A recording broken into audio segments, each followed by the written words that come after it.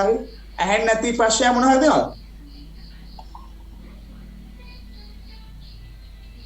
ඔව් සර් කවුරු හරි මේ මයික් එක ඔන් කරන්න. හරි මේ අපි මියුට් කරමු.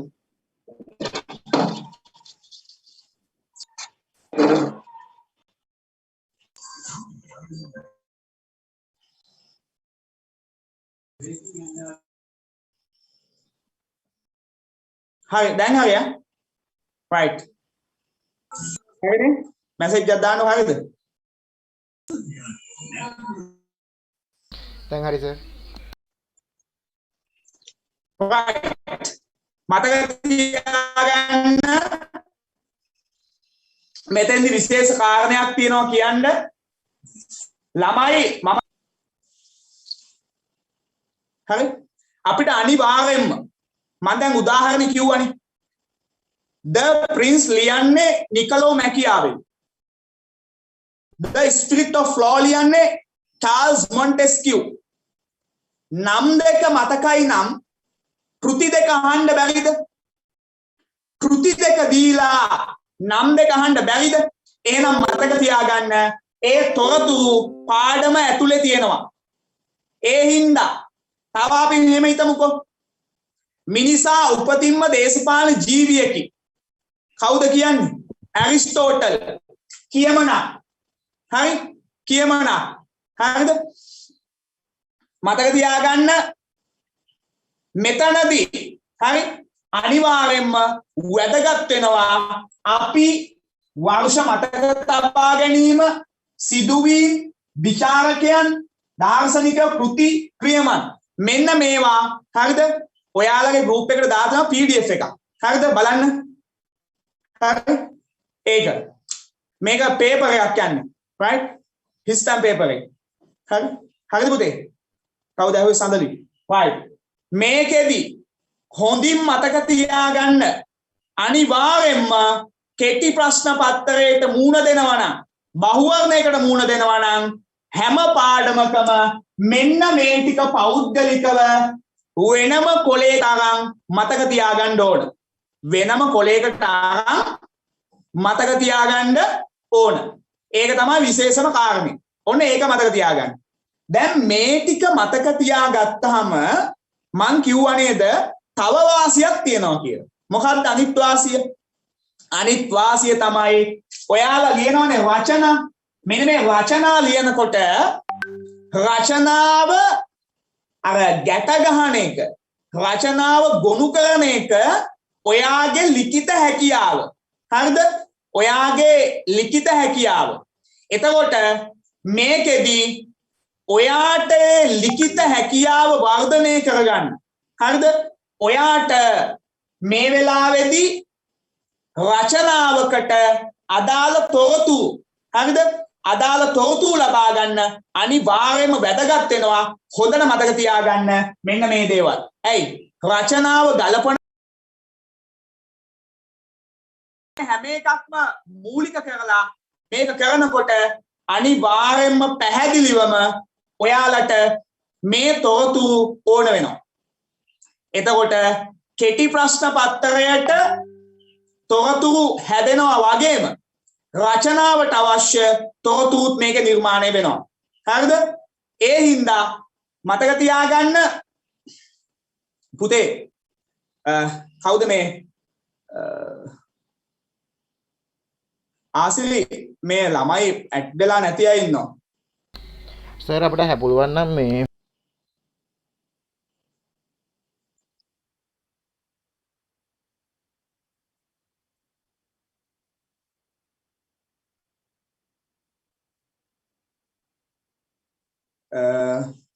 නම්බර් එක ඩිස්ප්ලේ කරා නම් මේ එයාලා ඉන්බොක්ස් එක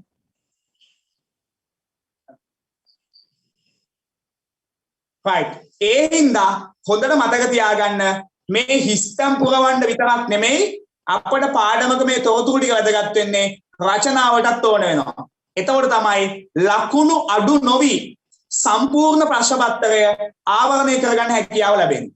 right මේක මතක තියාගන්න මෙන්න මේක පුළුවන් අනිවාර්යෙන් මෙන්න මේ වැඩේට කොහොමද ඔයා එන්ටර් වෙන්නේ මෙන්න මේ වැඩේට ඔයා කොහොමද පෙළ ගැහෙන්නේ මේක මම ඔප්පු කරලා පෙන්නන්න. right. අපි යම් ප්‍රශ්න පත්‍රයේට මේ වැඩේ මම වෙන විදිය කියලා දෙන්නම්. right. ඕගොල්ලන්ට දීලා ඇති ප්‍රශ්න පත්‍රයේ group වල තියෙන PDF එකක් ඒක අදාළ කරගන්න මම කියලා දෙන්නම් කොහොමද ඒක අදාළ කරගෙන අපි මේ වැඩේ මේ විදියට සංවිධානය කරගන්න කියලා. right. ළමයි හිතන්න දැන් පේපර් එක ඔයාගේ අතේ තියෙනවා. ඔයාගෙන් අහනවා පළවෙනි ප්‍රශ්නේ. අපි එකපාරට ප්‍රශ්න ගන්න යනවද? නෑ පුතා. මෙහෙමයි. ඉස්සෙල්ලාම විභාගයකදී පේපර් එක ගන්නවා අතට. පේපර් එක අරගෙන පුතේ ඉස්සර වෙලාම කරන පළවෙනි රාජකාරිය තමයි විභාගයේ අංක දාන්න. සමහර දක්ෂ ළමයි හොඳටම මේක ලියලා මේ ළමයට අන්තිමට විභාග අංක දාන්න බැරි වෙනවා. අංක එකටම ගත්තු ගමන් පුතා විභාග අංක දාන්න. ඊට පස්සේ මේකේ තියෙන සම්පූර්ණ උපදේශ මාලාව කියවන්න පේපර් එකක. ජාතික විභාගයක තියෙන උපදේශ මාලාව කියවන්න. ඒ උපදේශ මාලාව කියවුවට පස්සේ ඊළඟට ඔයා පටන් ගන්න ප්‍රශ්න වලට උත්තර දෙන්න. හරි? ඒ ප්‍රශ්න වලට උත්තර දෙනකොට මම දෙන උපදේශ ටිකක් මතක තියාගන්න. ඒ මොනවද? කලබල වෙන්න එපා. හදිස්සි වෙන්න එපා. හරි? කිසිම වෙලාවකදී කලබල නොවි අදාළ දේ හරියට කියවලා අදාළ පිළිතුර පමණක් දෙන්න සැලකිලිමත් වෙන්න. right. ඒකට කොහොමද අපි හිත හදාගන්නේ? අපි හැඩගැහෙන්නේ කොහොමද? මෙන්න මෙහෙමයි. පුතේ ඉස්සල්ලා ප්‍රශ්නේ කියවනකොට එකපාරට මෙහෙම බලපුව ගමන් ප්‍රශ්නෙටම කඩම් පනින්න එපා. ප්‍රශ්නෙට කඩම් පනින්න නැතුව මෙන්න මේ ප්‍රශ්නේ පටන් ගන්න මුල තියෙන්නේ. මුල ඉඳන් හිමීට සංවරයකින් ප්‍රශ්නේ හරියට අකුරු හොඳට කියවගෙන යන්න. ඇයි ඒ? සමහර වෙලාවකදී ගොඩාක් අයට සිද්ධ වෙන වැරද්දක් තියෙනවා. ඒ වැරද්ද තමයි සමහර ළමයි වචනේ විරුද්ධ පැත්ත අල්ල ගන්නවා. සමහර ළමයිට වචනේ දැකලා ඒ වෙලාවේ තේරුනේ වෙන විදිහකට, හැබැයි පිළිතුර ඇහුවේ වෙන විදිහකට. ඒ වගේ අවුලක් වුණොත්, ඒ වගේ ප්‍රශ්නයක් ඇති වුණොත් පුතේ අනිවාර්යෙන් ඒ නැති වෙච්ච ලකුණ ගන්න බෑනේ. මොකද ඔයාගේ අවබෝධය අනිත් පැත්ත කරගිලා තියෙන්නේ. ඒ හින්දා මුල ඉඳන් වචන හරියට ප්‍රශ්නවල කියවලා ඒ අහලා තියෙන ප්‍රශ්නේ අර්ථය ඔලුවට ගන්න. right. අපි යම් පළවෙනි ප්‍රශ්නේ මේකේ. ඔයාලගෙන් අහනවා PDF එක උනත් නෑ පුතා. මං කියන්නම් අහගන්න. මිනිස්සු දේශපාලනේ හදාරනකොට ඒකේ පැතිකඩයන් දෙකක් තියෙනවලු. ඒ දෙක මොකක්ද කියලා අපෙන් අහනවා. පුතේ අර මං කියපු තැනට එනවා. මොකක්ද දන්නවද? එකපාරට ප්‍රශ්න දැක්ක ගමන් ඔයා හිතෙන්න ඕන පළවෙනි දේ. අහලා තියෙන්නේ පළවෙනි පාඩමේ. හරිද? දේශපාලන විද්‍යාව පාඩමේ. right. කොතනින්ද අහලා තියෙන්නේ? අහලා තියෙන්නේ ඔයා ටක් ගාලා ඔලුවට එනවා. මෙයාලා මේක ඇහුවේ මිනිස්සු දේශපාලනය හදාරනවා කියලා කොටසක් තියෙනවා පාඩමේ. doing politics, studying politics කියලා අපිට දෙපැත්තක් උගන්වනවා. මතකද? දේශපාලන කිරීම සහ දේශපාලන ඉගෙන ගැනීම කියලා. එතකොට මෙතෙන්දී අහන්නේ studying ඉගෙන ගැනීම කියන කොටසක් අපි පාඩමේ තිබුණා. අන්න එතනින් අහන්නේ. අන්න දැක්කද? ඒකෙන් පුතා මම ඔයාලට පොඩි දෙයක් කියලා දෙනවා. මොකද්ද? පුතේ පේපර් එකක් කාගේවත් පේපර් එකක් අරගෙන අපි උත්තර ලිව්වා කියලා පුතා පේපර් ට්‍රේනින් වෙන්නේ නැහැ. පේපර් එකක් හුරු වෙන්නේ පුතේ මතක තියාගන්න පාඩම ගැන අවබෝධයක් තිබ්බොත් විතරයි. ඇයි ඒ? පාඩම මොකද්ද? කොතනින්ද ඇහුවේ? මොන කොටසින්ද ඇහුවේ? ඒ අහපු කොටස අපේ මතකේ තියෙන තරමට තමයි කෙටි ප්‍රශ්න පත්‍රයකට මුහුණ දෙන්න පුළුවන්. හරි? ඒකේ ඇයි ඒ? එකම ಜಾති එකම හුරු වෙන්නේ නැහැ පුතා. හරිද? කොයි කොටසින් කොතනින් මතු කරයිද? කොයි කොටස ගණීද කියලා ඡේදෙන් ඡේදේ පෞද්ගලිකව මතක තියාගන්න ඕනේ. පෞද්ගලිකව. right. අපෙන් අහනවා පුතා මිනිස්සු දේශපාලනේ ඉගෙන ගන්නකොට තියෙනවනේ පැති දෙකක්. මොනවාදනේ පැති දෙක කියලා අහනවා. මතක තියාගන්න. මම මෙහෙම දෙයක් කියන්නම්. හරි ලේසි. පොලිටිකල් කියන්නේ ලෝකේ ප්‍රායෝගිකම දෙන්නේ. පුංචි දෙයක් කියන්නම්. ළමයි දේශපාලන විතරක් නෙමෙයි. මේ ලෝකේ ඕනම දෙයක් මිනිස්සු ඉගෙන ගන්න ප්‍රධාන විදි දෙකක් තියෙනවා. ඒ විදි දෙක තේරෙනවා නම් මේ සිද්ධිය අපිට ඔය ඡේදෙමුණත් මතක හිටිනවා. පුතේ මේ ලෝකේ මොනවා හරි දෙයක් ඉගෙන ගන්න ඕන නම් ඒකට තියෙනවා පුතේ පිළිගත් ක්‍රමයකුයි පිළිගත් නැති ක්‍රමයකුයි. අපි කියනවා ඒ පිළිගත් ක්‍රමයට කියන්නේ මෙන්න මේ වචනේ. මොකද්ද? ශාස්ත්‍රීය කියලා කියනවා. ශාස්ත්‍රීය. ඒ කියන්නේ විෂයක් ලෙස ඉගෙන ගන්න. ලෝකේ ඕනම දෙයක් පුතා විෂයක් ලෙස ඉගෙන ගන්න පුළුවන්. ඒ වගේම තමයි ලෝකේ ඕනම දෙයක් විෂයක් ලෙස නොවි ඉගෙන ගන්නත් පුළුවන්. ඒ කොහොමද? ඒකට කියන්නේ ව්‍යවහාරයෙන් ඉගෙන ගන්නවා කියලා. ව්‍යවහාරය කියලා කියන්නේ ව්‍යවහාරයෙන් ඉගෙන ගන්නවා. එහෙම නැත්නම් විෂයක් ලෙස ශාස්ත්‍රයක් ලෙස ඉගෙන ගන්නවා. මතක තියාගන්න මිනිස්සු දේශපාලනේ ඉගෙන ගන්නකොටත් ඔය ව්‍යවහාරෙනුත් ඉගෙන ගන්නවා ශාස්ත්‍රීය ලෙසත් ඉගෙන ගන්න. right? ඒ නිසා මෙන්න මේ ක්‍රම දෙක තමයි ලෝකෙ මිනිස්සු දේශපාලනේ ඉගෙන ගන්න භාවිතා කරන්නේ. මේකට කියනවා විවහාරික සවිඥානිකත්වය කියලා. මේකට කියනවා ශාස්ත්‍රීය සවිඥානිකත්වය කියලා. හරි? මිනිස්සු විවහාරයෙන් කොහොමද පුතා දේශපාලනේ ඉගෙන ගන්නේ? පේන අපිට ඇහෙන අපිට මුණ ගැසුණු මේ ප්‍රායෝගික ලෝකේ සමහර දේවල් තියෙනවා. අන්න ඒ දේවල් ඔස්සේ අපි දේශපාලනේ ඉගෙන ගන්නවා නම් අපි කියන්නේ මොකක් කියලාද? ව්‍යවහාරික සවිඥානිකත්වය කියලා. හැබැයි එහෙම කොහෙන්වත් අල්ලගන්න නැතුව එහෙම මෙහෙම පත්තරෙන් පොතෙන් කාගේවත් ඔය තොරතුරක් ඇහුව පල්ලියට YouTube එකෙන් Facebook එකෙන් අයියා කියපු නිසා අම්මා කියපු නිසා අප්පච්චි කියපු නිසා දේශපාලනය ගැන දැනගන්න නැතුව වෙන විදියක් තියෙනවා. මොකද්ද? විෂය නිර්දේශයක් ඔස්සේ පාසලකින් මේ වගේ විධිමත් වැඩසටහනකින් විශ්වවිද්‍යාලයකින් විෂය නිර්දේශයක් ලියවුණු ග්‍රන්ථයකින් පිළිගත් එකකින් නෛතික නීත්‍යානුකූල එහෙම එකකින් ඉගෙන ගන්නවා නම් අපි කියනවා ශාස්ත්‍රීය කියලා. ශාස්ත්‍රීය. ඉතින් පුතා අපිට එතෙන්දී උත්තරේ ගන්න වැදගත් උනේ අපේ දැනුම නේද? එහෙම නැතු අපිට වැදගත් උනාද පේපර් එකක් කලින් කරලා දැකලා මේ ප්‍රශ්නේ තිබුණා ආයෙත් ඒ ප්‍රශ්නේ එයි ඒ හින්දා ඒක හුරු වෙලාම ඉමු උත්තර දෙකක් ඒකට තියෙනවා ඒ උත්තර දෙක තමයි ආයාවොත් එන්නේ. එහෙම නෙමෙයි හිතන්න ඕන. බැරි වෙලේක හරි උත්තර දෙක ඔය දෙක වුණාට ප්‍රශ්නේ වෙන විදියකට ඇහුවොත් එතකොට මොකද කරන්නේ?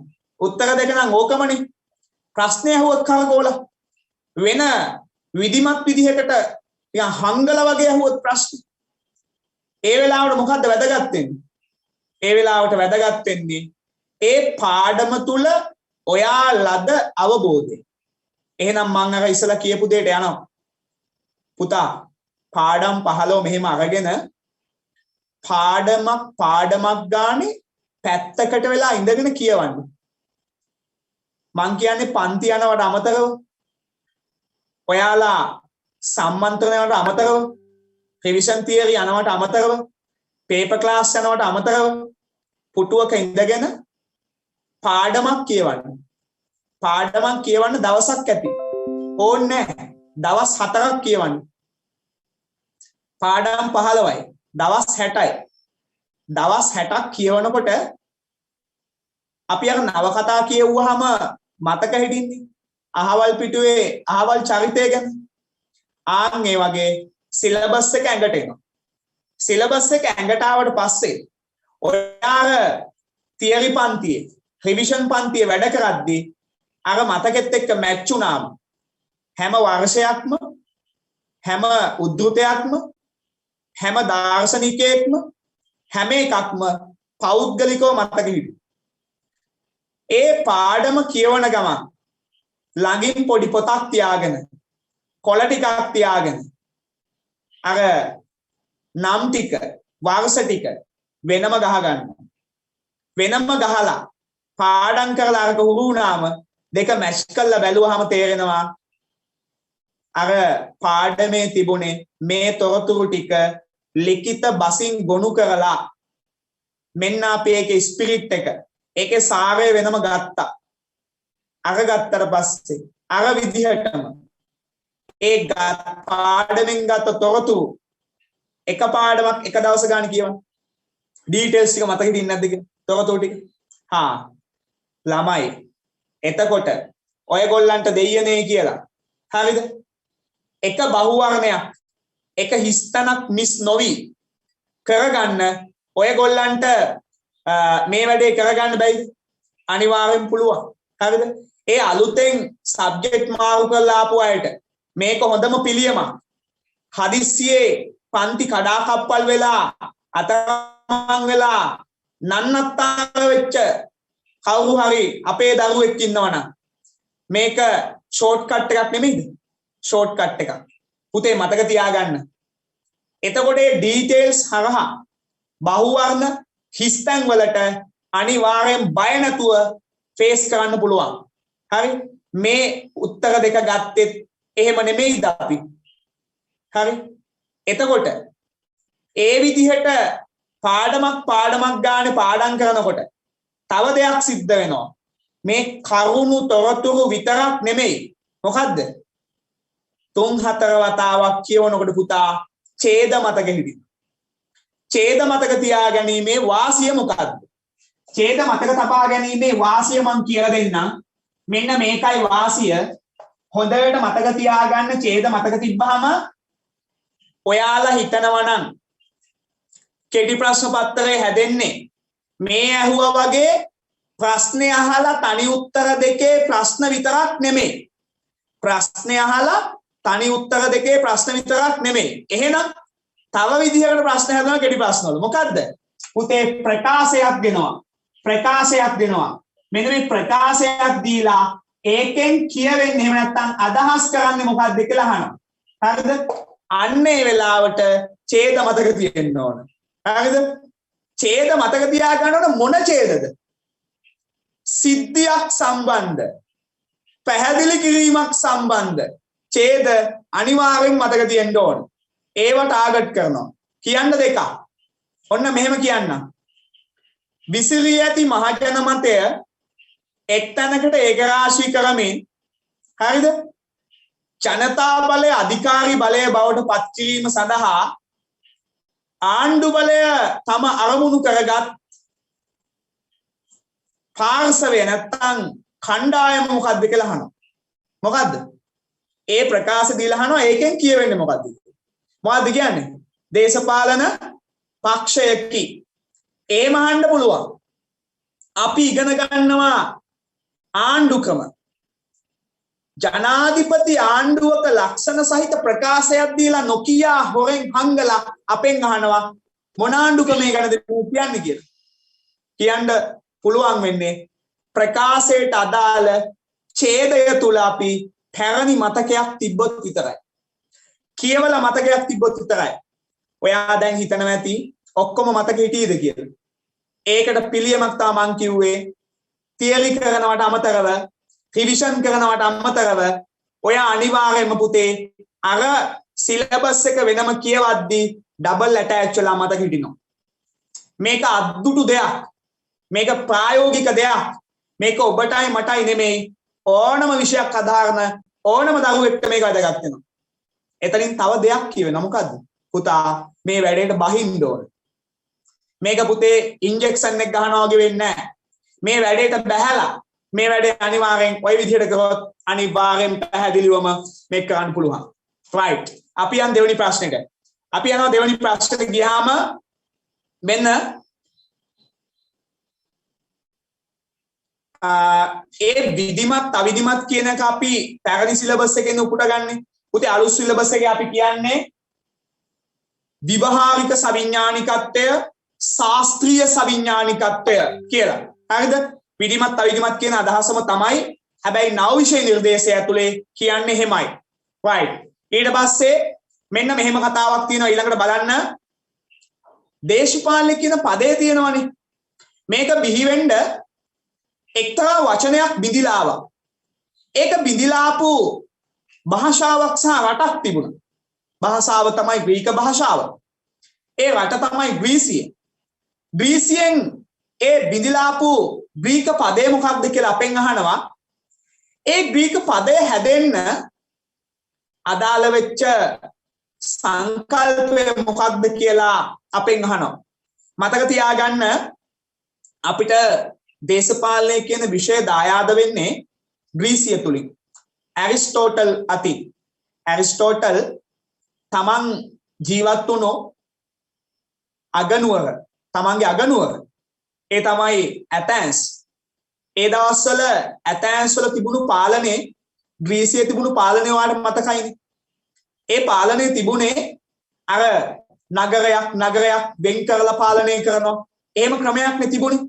ඉතින් ඒකට කිව්වා ග්‍රීක නාගරික පෞර රාජ්‍ය කියලා.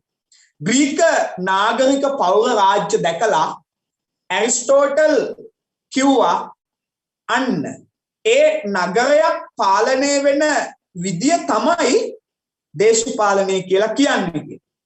ඉතින් දේශපාලනය කියන පදය අද අපි පොලිටික්ස් කියලා පාවිච්චි කරන පදය බිඳියාවේ මොන පදෙන්ද? ග්‍රීක භාෂාවෙන් පොලිටිකෝස් කියන පදෙන්. මතක තියාගන්න පොලිටිකෝස් කියන පදෙන්. පොලිටිකෝස් කියන පදය බිඳුනේ මොකක් දැකලාද? බිහි වුණේ මොකක් දැකලාද? පොලිටිකෝස් කියලා ග්‍රීක භාෂාවෙන් කිව්වේ දේශපාලනය. එතකොට දේශපාලනය කියන වචනේ හැදුනේ කොහොමද? දේශපාලනය කියන වචනේ හැදුනේ ග්‍රීසියේ නගරයක් පාලනය කිරීම. ග්‍රීසියේ නගරයක් පාලනය කිරීම. එහෙම නැත්නම් ඒකට කිව්වා ග්‍රීක භාෂාවෙන් පොලිස් කියලා. හරිද? මතකද? ග්‍රීක භාෂාවෙන් කිව්වා පොලිස් කියලා. හරි?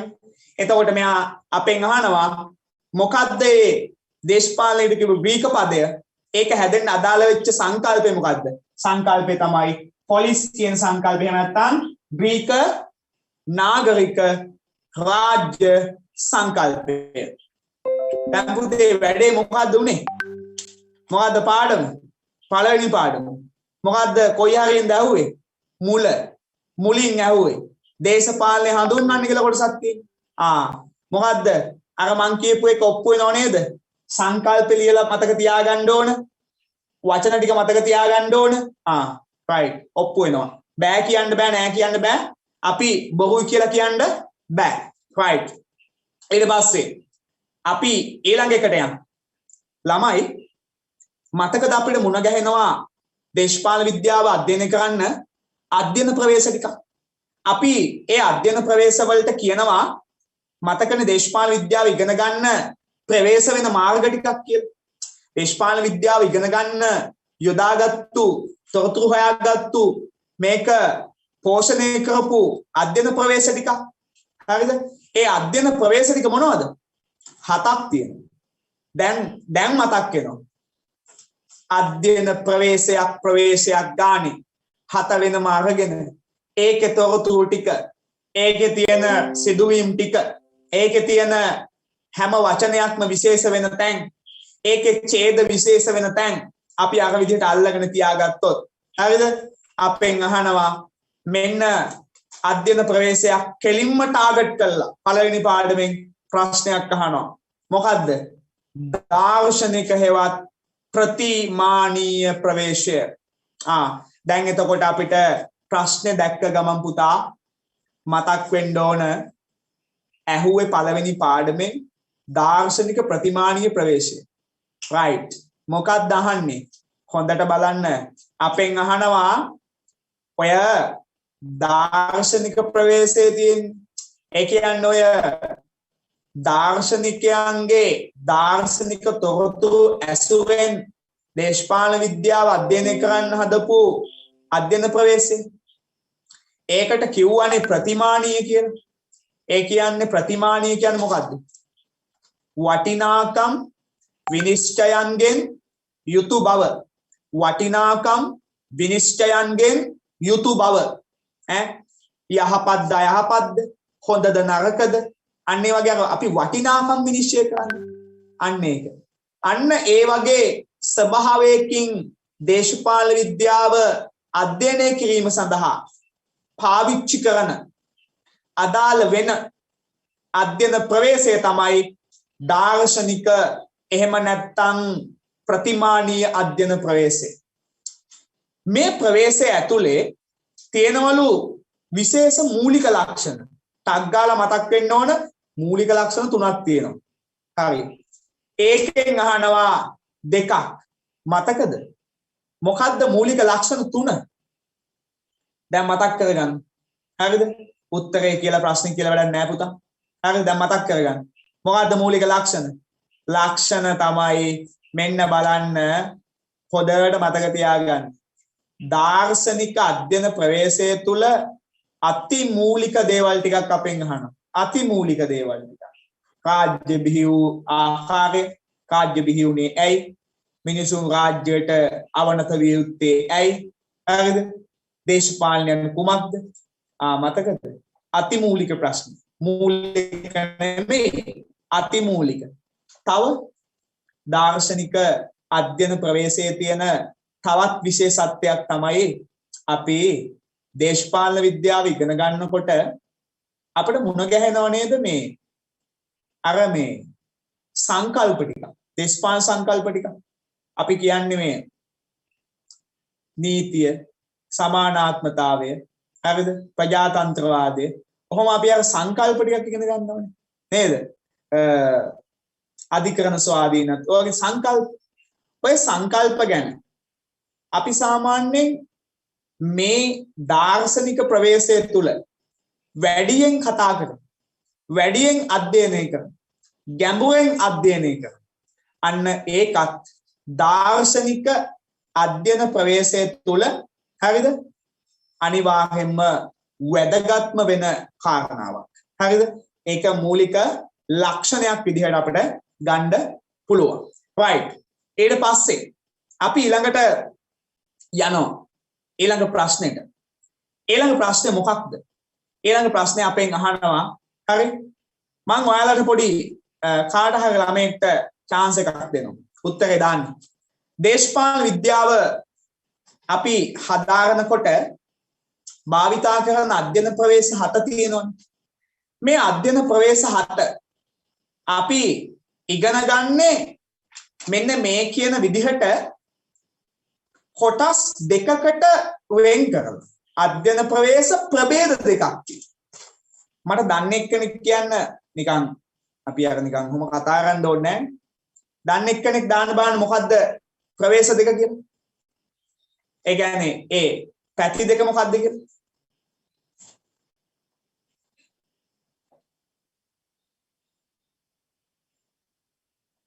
දන්නේ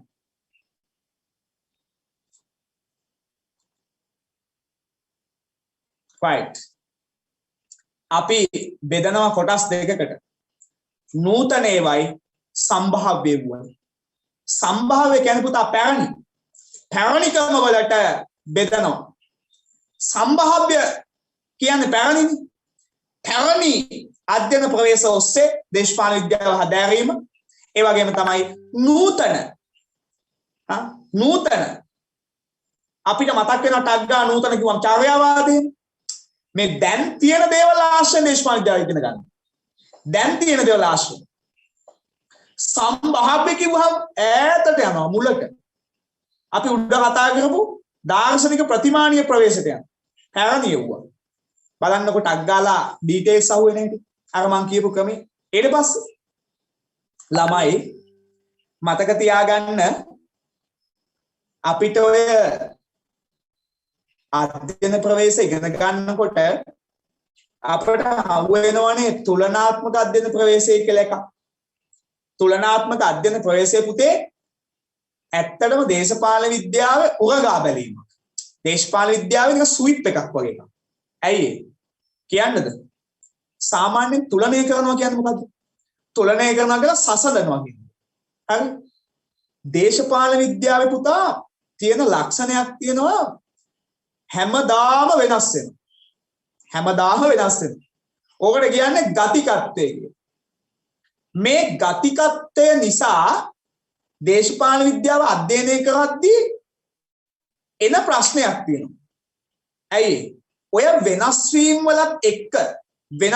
වලටත් එක්ක දේශපාලන විද්‍යාව අපිට ඉගෙන ගන්න වෙනවා එක එක ආයතන, එක එක සිද්ධි, එක එක දාර්ශනිකයෝ සසඳමින් ඉගෙන ගන්න වෙනවා. තුලනය කරමින් ඉගෙන ගන්න වෙනවා. ඒ කියන්නේ දේශපාලන විද්‍යාව තුලනය කළ යුතුයි. එහෙනම් දේශපාලන විද්‍යාව හැදිලා ඇත්තේ ඒ තුලනය කරපු දේවල් එක්කත් වෙන්න ඇතිනේ. තුලනය කරලා එක සසඳලා ගත්ත තොරතුරුත් එක්ක වෙන්න ඇතිනේ දේශපාලන විද්‍යාව හැදෙන්නේ. ඔව්. සසඳලා ගත්ත තොරතුරුත් එක්ක සැසඳීම් එක්ක හෙට දවසේ සැසඳීම් කරමින් තමයි දේශපාලන විද්‍යාව හැදෙන්නේ, හැදිලා තියෙන්නේ, ඉස්සරහට හැදෙන්නේ. හරි. අන්නේ සැසඳීම පිළිබඳව අපට උගන්වන අධ්‍යයන ප්‍රවේශය තමයි තුලනාත්මක අධ්‍යයන ප්‍රවේශය. තුලනාත්මක අධ්‍යයන ප්‍රවේශය. තුලනාත්මක අධ්‍යයන ප්‍රවේශය ඔය කියන විදිහට දේශපාලන විද්‍යාව තුළ සසඳපු ආකාර තුනක් තියෙනවා. සසඳපු ප්‍රධාන ධාරා තුනක් තියෙනවා. අහනවා අපෙන් අධ්‍යයන ප්‍රවේශයක් විදිහට තුලනාත්මක අධ්‍යයන ප්‍රවේශය අරගෙන ඒකේ තියෙන ඒ තුලනාත්මක ප්‍රධාන ධාරා තුනෙන් දෙකක් කියන්න කියලා කියනවා. එකක් මතක් කරොත් දේශපාලන විද්‍යාව තුළ පැරණිම යුගයේ මුල් කාලේ සසඳලා ගත්ත තොරතුරු වලට අපි කියනවා සම්භාව්‍ය කියලා. එතනින් එහාට ආපුවම අපි අර මැද කොටස, මධ්‍ය කොටස දේශපාලන විද්‍යාව පෝෂණය කරද්දී මුලට කියන්නේ අපි සම්භාව්‍ය කියලා මුල් එක.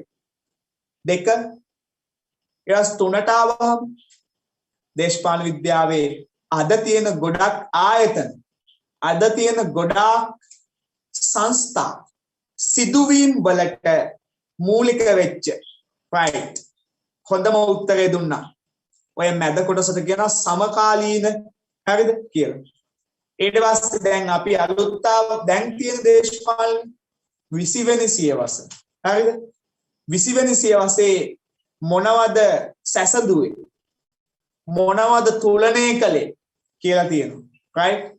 මෙන්න මේ ප්‍රධාන ධාරා තුන ඔස්සේලු මතක තියාගන්න දේශපාලන විද්‍යාව තුලනාත්මකව හැදෑරුවේ, හදාගන්නේ ඔන්න ඔය ධාරා තුන ඔස්සේ. ඉතින් පුතේ අපිට පාඩම ඇතුලේ කොතනින්ද ආවේ, කොයි කොටසින්ද ආවේ අධ්‍යයන ප්‍රවේශයක් කියවනකොට, අධ්‍යයන ප්‍රවේශයක් ගැන ලියනකොට ඒ වගේ විශේෂ කරුණු, ඒ වගේ විශේෂ තැන් මතු කරන තැන් ඒවා පුතා අර මං කිව්ව විදිහට අනිවාර්යෙන් ඔයා මතක තියාගන්න, හදාගන්න, ටාගට් කරගන්න ඕනමයි. ඇයි? ඔයාට පුතේ ඒවා අනිවාර්යෙන්ම මේ වගේ තැනකදී ඕන වෙනවා.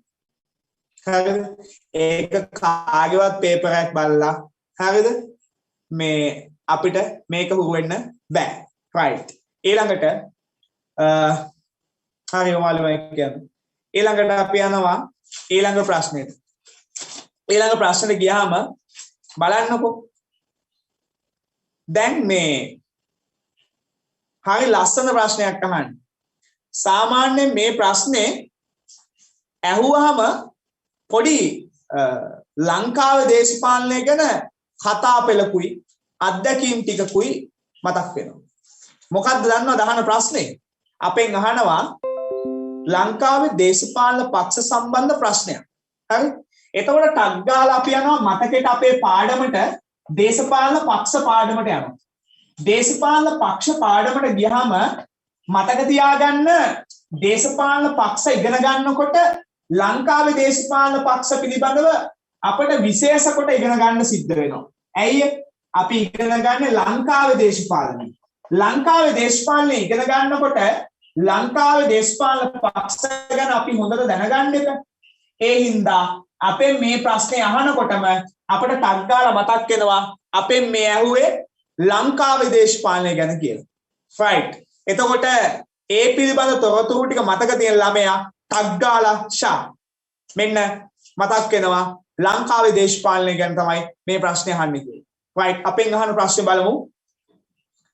ලංකාවේ ආණ්ඩු බලය ලබා ගන්න අරමුණින් ශ්‍රී ලංකාවේ බිහි වෙච්ච පළවෙනි දේශපාලන පක්ෂේ දෙවෙනි දේශපාලන පක්ෂේ මොකක්ද කියලා අහනවා. දැන් මම ඔයාලගෙන් මේ ප්‍රශ්නේ අහනවා. මේක මම කියලා දෙන්නම් ලස්සනට. ළමයි ඇයි මෙතනදී ඇහුවේ ආණ්ඩු බලය උදෙසා කියලා? ඒ කියන්නේ ආණ්ඩු බලය උදෙසා නොවන දේශපාලන පක්ෂත් ලංකාවේ තිබිලා තියෙනවද? සමහර වෙලට දැන් මගේ පන්තියෙන් නැති ළමයෙක් කොතන ඉන්නවනම් උත්තරයක් දෙන්න. ඒ ආණ්ඩු බලය උදෙසා හැදුණු දේශපාලන පක්ෂයකුයි ආණ්ඩු බලය උදෙසා නොවන දේශපාලන පක්ෂයකු මොකක්ද ටක් ගාලා ඩිස්ක්‍රිප්ෂන් එකේ දාන්න බෑ. කවුරු ඉන්නවද කියන්නේ? නෑ පුතා මේ අහන්නකෝ. ලංකාවේ පළවෙනි දේශපාලන පක්ෂය හදන්නේ 1935. මේකට කියන්නේ ලංකා සම සමාජ පක්ෂය. හරිද? හැබැයි පුතේ මේ පක්ෂය කවදාවත් ආණ්ඩු බලය ලබා ගැනීමේ අදහසක් තිබෙන්නේ නැහැ. අන්නේ දැන් උත්තර දාන ළමයි හොඳට බලා ගන්න පුතා ඔයගොල්ලෝ දන්නේ නැහැ. හරිද? ඔන්න පුතේ අහගන්න. මේ පුතේ ලංකාවේ පළවෙනි දේශපාලන පක්ෂය. පුතේ මේ පක්ෂයට කවදාවත් පුතේ ආණ්ඩු බලය ලබා ගැනීමේ අභිප්‍රායක් තිබෙන්නේ නැහැ. හරිද? ඔව්. මෙතෙන්දී මේ පක්ෂයට උවමනාව තිබ්බේ අධිරාජ්‍යවාදයට විරුද්ධ වීම. සමාජවාදය ව්‍යාප්ත කිරීම මේක. පුතේ මේකෙන් බෙදිලා ගිහිල්ලා තව පක්ෂයක් හැදෙනවා කොමියුනිස්ට් පක්ෂය කියලා. කොමියුනිස්ට්. හරිද? මේ තමයි ලංකාවේ දෙවන දේශපාලන පක්ෂය. මේ එක මේ දෙක. හැබැයි පුතා මේගොල්ලන්ට තිබ්බේ කොමියුනිස්ට් මතවාදී අදහස් සහ අධිරාජ්‍ය විරෝධී තත්ත්ව විතරයි. ආණ්ඩු බලය උවමනාවක් තිබ්බේ නැහැ. එහෙනම් පුතේ කැබිනට් එකක් හදලා හරිද? කැබිනට් එකක් හදලා හරිනේ good. හරිද? කැබිනට් එකක් හදලා ඊට පස්සේ වගකීම් සහිත ආණ්ඩුවක්. ඔන්න අහගන්න. වගකීම් සහිත ආණ්ඩුවක් කියන්නේ ඡන්දය අරන් ආණ්ඩුව හදලා ඡන්දය ගත්ත මිනිස්සුන්ට වග කියන වගකීම් සහිත ක්‍රමයක්. අගමැතිය ඇතුළු කැබිනට් මණ්ඩලයක්. සර්වජන ඡන්දයෙන් එන മന്ത്രിවරු ඒ අයගේ ඇමතිවරු විධායකයෙක් අන්නේ වගේ වගකීම් සහිත ආණ්ඩුවක් සෑදීමේ අරමුණින් කවුද ලංකාවේ ඉස්සරලාම දේශපාලන පක්ෂයක් හැදුවේ? වගකීම් සහිත ක්‍රමයකට ආණ්ඩු බලය උදෙසා පාලනයක් හදන්න, කැබිනට් එකක් හදන්න, අගමැති කෙනෙක් බිහි කරන්න කවුද ආණ්ඩුවක් හැදුවේ? ඒ තමයි පක්ෂයක් හැදුවේ. මතක තියාගන්න. ඔව් UNP එක. එහෙම නැත්නම් එක්සත් ජාතික පක්ෂය. හරිද? DS සේනානායක අගමැති කරපු පක්ෂය 1946. ඇයි පුතා 1946 හදන්නේ මේක? ඇයි පුතා 1946 හදන්නේ මේක? මොකද්ද හේතුව? ඇයි හදන්නේ? මතක තියාගන්න 1947 ලංකාවේ ප්‍රථම මහමැතිවරණය පවත්වනවා. ඒ මහමැතිවරණයට පක්ෂයක් විදිහට තරඟ කරන්න අර කණ්ඩායම් ගැටෙන්න නම් මේ කෙනාව හැදිලා තියෙන්න ඕන. හදනවා. right. ඒක දැන් දන්නවා. ඔය විදිහටම අභිප්‍රාය කරගත් ලංකාවේ දෙවනියා කවුද? දෙවනි වතාවට ඔය ගේම් එක ගැහුවේ කවුද? අන්න උමේෂිකා good. ඔයා කියනවා ශ්‍රී ලංකා නිදහස් පක්ෂය කියලා.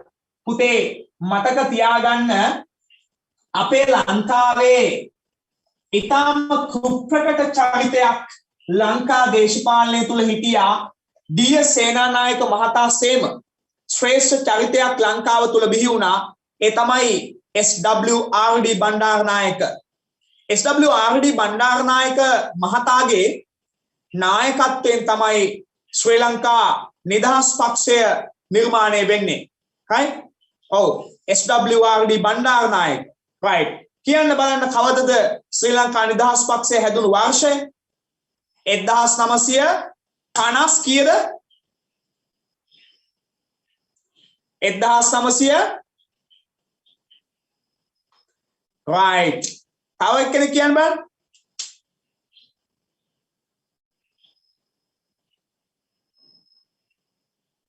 good. මදුසිකා 1951. ඊට පස්සේ බණ්ඩාරනායක මහත්තයා 1950 කීයද ආණ්ඩුව හදන්නේ?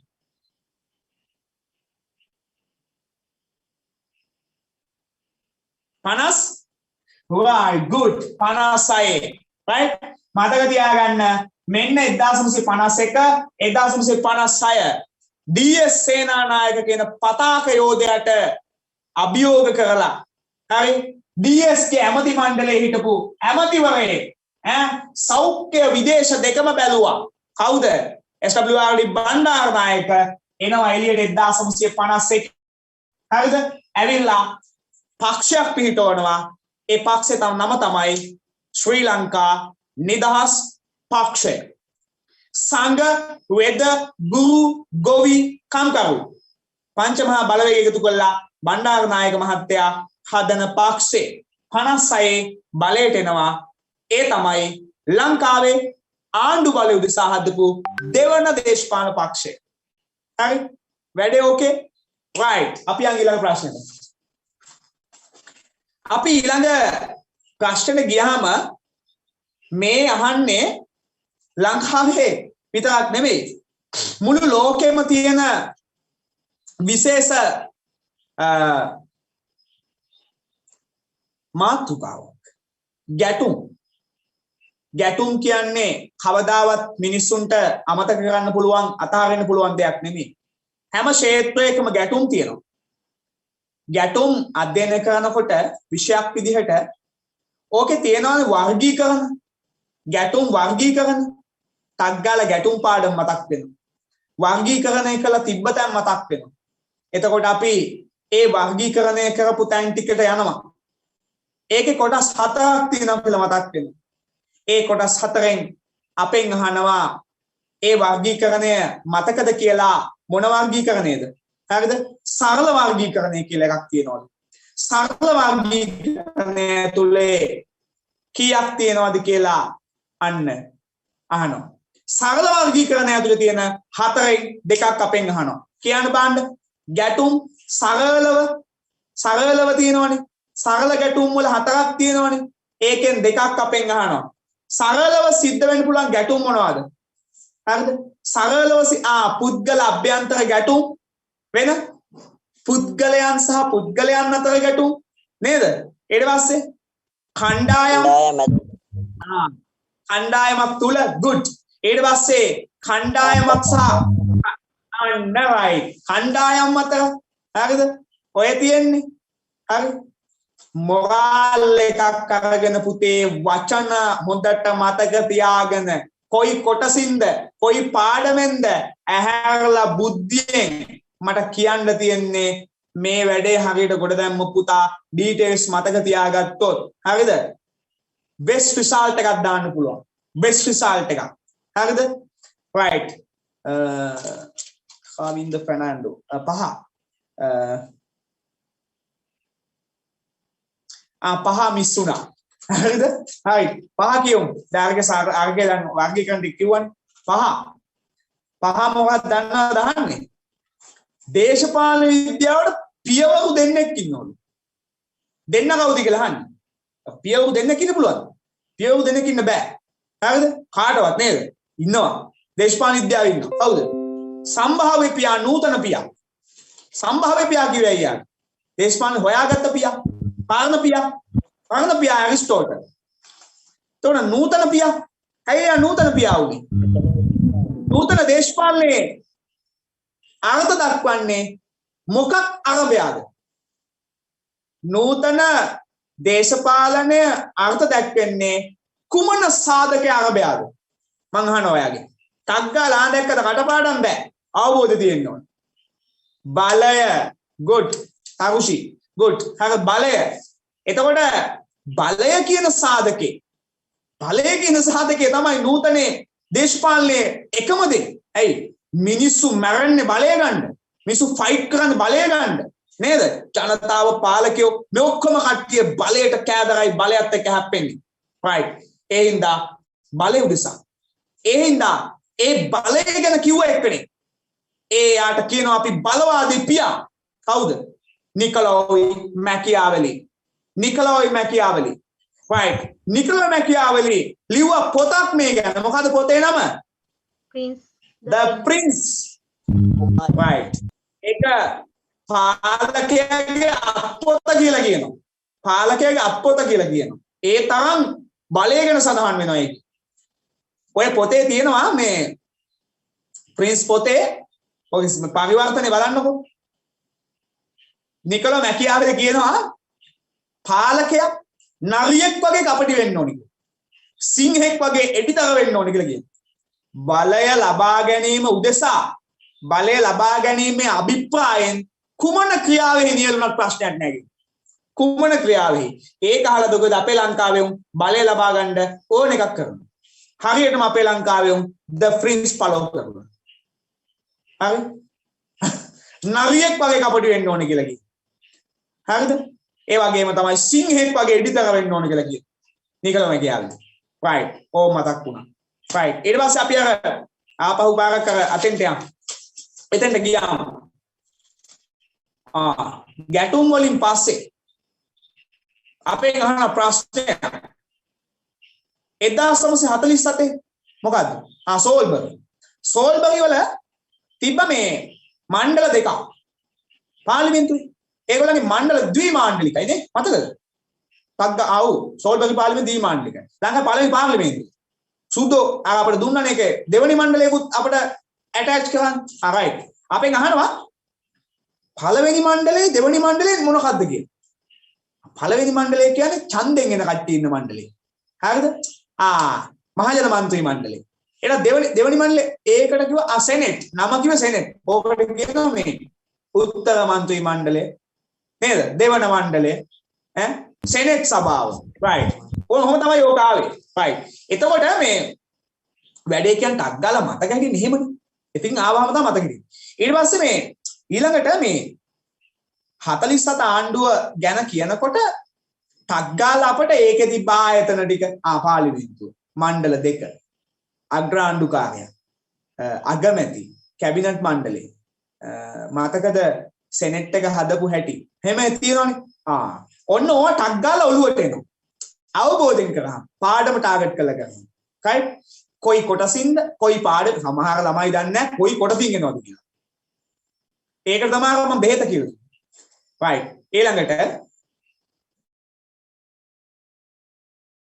රාජ්‍ය අපි නිකන් රාජ්‍ය කියලා කියන්නේ නැහැ නේද මොකක්ද කියන්නේ නූතන ඔය නූතන භෞතික රාජ්‍ය මේ ගැන කතා කරනකොට නූතන භෞතික රාජ්‍ය මේ වෙනකොට ලෝකේ කරමින් සිටින දේවල් ටිකක් සම්භාව්‍ය කරපු දේවල් තියෙනවා මේ වෙනකොට රාජ්‍යයක් විසින් කරන දේවල් වලට කියන්නේ රාජ්‍යයක සමකාලීන ක්‍රියාවලිය මේ සමකාලීන කාර්යයන් දෙකක් රාජ්‍යයක් මේ වෙනකොට කරමින් ඉන්න ප්‍රධාන කාර්යයන් දෙකක් පුළුවන් ද බලමු කියන්නේ මේ වෙනකොට රාජ්‍යයක් අනිවාර්යයෙන්ම සමකාලීන ලෝකේ එහෙන්නේ දැන් බලන්න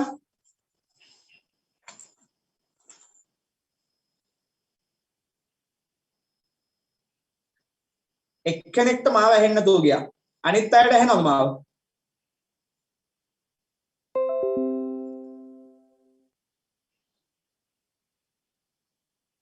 ඇහෙනව නේද right දැන් ඔය මේ රාජ්‍යයක් නූතනයේ මොනවද කරන්නේ right හරි තප්පරයක් දෙන්න බලමු අපි මොකද්ද මේ ඇහෙන්නේ නැති කතන්දරය කියලා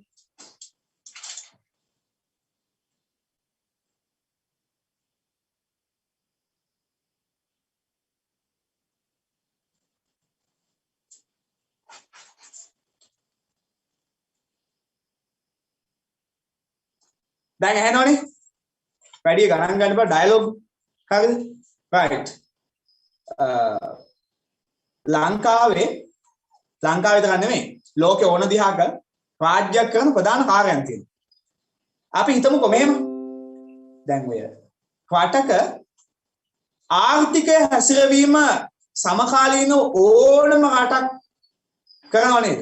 ආර්ථිකය හැසිරවීම, ආර්ථික පරිපාලනය, ආර්ථික සමස්ත ක්‍රියාවලියෙන් බාරව තියෙන කාර්යය. අපි කියන්නේ ජාතික ආර්ථිකය වර්තමාන රාජ්‍යයක්. තව මොනවද? අන්න right. good. නියම උත්තරයක් ආවා. සමාජ පාලනය මෙහෙවි. නිව් සිලබස් එකේ නූතන භෞමික රාජ්‍ය පාඩමේ දෙවැනි පිටුවේ හරිද? රාජ්‍ය සාමාන්‍ය මූලිකව හඳුන්වා දීම කොටසින් පස්සේ සමකාලීන රාජ්‍ය කාර්යභාරය කියන කොටස තිබ්බ හරිම උත්තරයක් දුන්න ළමයි. හරිද? right. අන්න. මතක තියාගන්න. තව එකක් කිව්වා. සමාජයේ නීති හා සාමය පවත්වාගෙන යාම. හරි. ක්‍රමයේ අරක පුතා. ඩීටේල්ස් ටික. දැන් ඔය උත්තර දීපු ළමයි ඔය උත්තර දුන්නේ ඔයාලගේ ක්‍රමයටනේ. මං කියපු ක්‍රමයට පාඩම් කරොත් කොහොමද කියන්නේ? ගොඩනේ. හරි. ඒක මෙතනින් අවංකව කියන්නේ. එහෙනම් පුතා උඹලා උත්තර දීපු සෙට් එකට රෑන්ක් එකක් ගහනවා කියන එක වැඩක් නෙමෙයි. හරි. ඒ උඹලගේ ඇඟේ ඒවා එනවා අතනින් තව. හරි. ඒක තමයි වෙන්න ඕන. හරිද? ඔව්. ඇයි සුබ සාධකේ කරනවා ලෝකේ. ඔය එක එක සේවාවන් නිම සපයන්නේ. නීති සම්පාදනය කරන්නේ. ඒවා. right. good. ඇති උත්තර වෙන හොගාල. නියමයි. පන්තියක් වගේ. සෙමිනාරයක් නේ තනිකර පන්තියක්. right. ඊට පස්සේ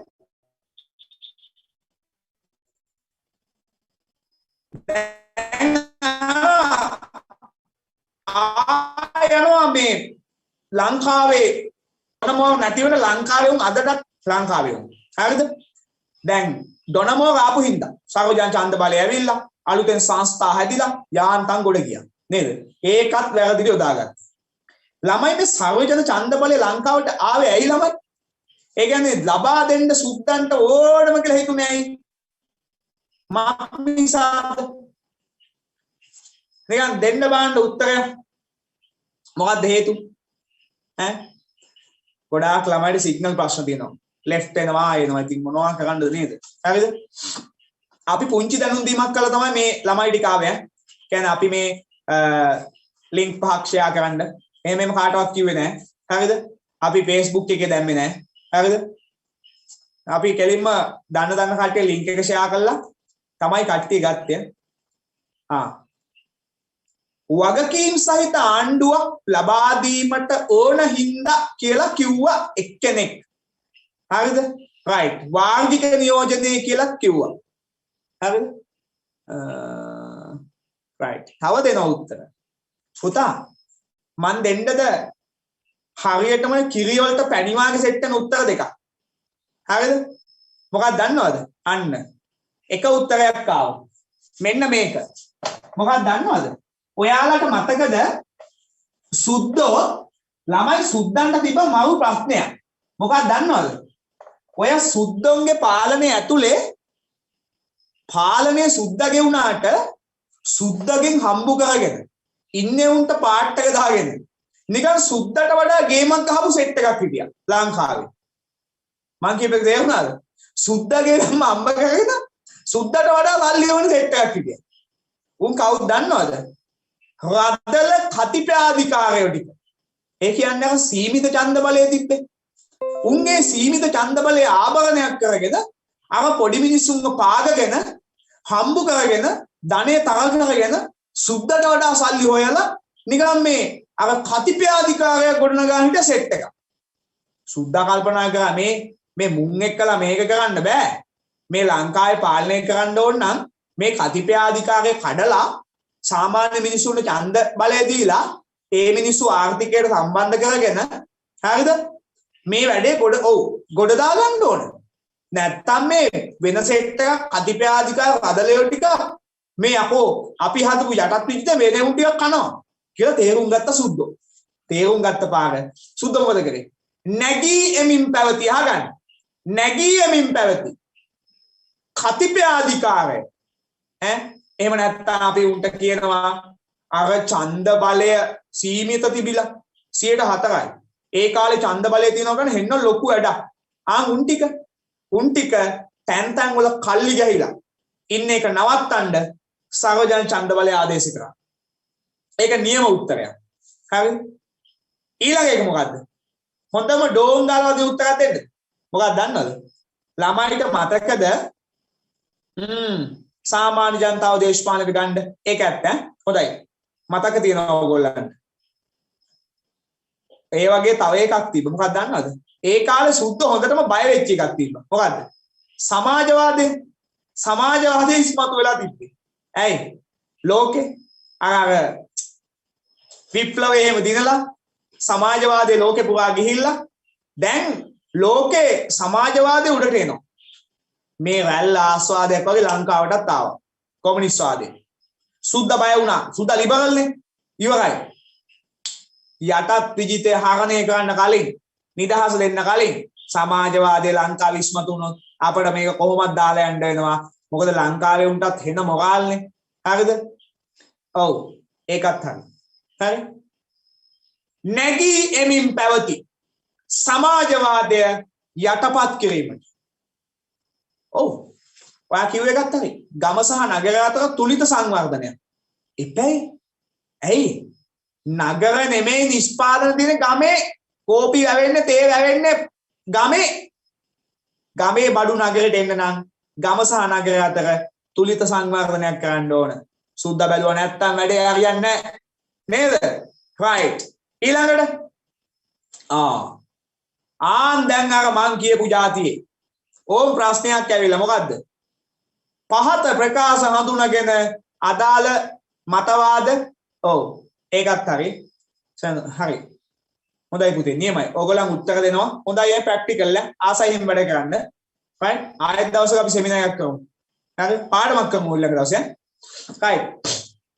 ඊළඟට බලන්නකෝ පහත ප්‍රකාශ හඳුනාගෙන අදාළ මතවාද එළියන්නේ. ප්‍රකාශ දෙනවලු. ඕක දැන් අපේ උඹ බය වෙනවා. ඇයි ප්‍රකාශ මතක නැහැනේ. අර වගේ නම් කනා දොට්ටයක් කියලා ලියලා කොට දාගත්තා කියලා හිතනවා. ප්‍රකාශ බලමු. මේ අහන්නේ මොකක්ද දන්නවද? මතවාද. බලමු පළවෙනි. රාජ්‍ය උත්තරීතර වේ. රාජ්‍ය පාලකයා සර්ව සම විය යුතුය. හරි? ඒ මොන මතවාදද? හරි. මං නම්බර් එක අන්තිමට දෙන්නම් ඈ. මේ නම්බර් එක ලියා ගන්න. නැත්තම් හදිසියෙම අවුලක් වුණොත් නේද? ලියා ගන්න. හරිද? නම්බර් එක උන කිව්වනම් ගොඩක් අය 0.78යි. හරිද? 13යි 81යි 785.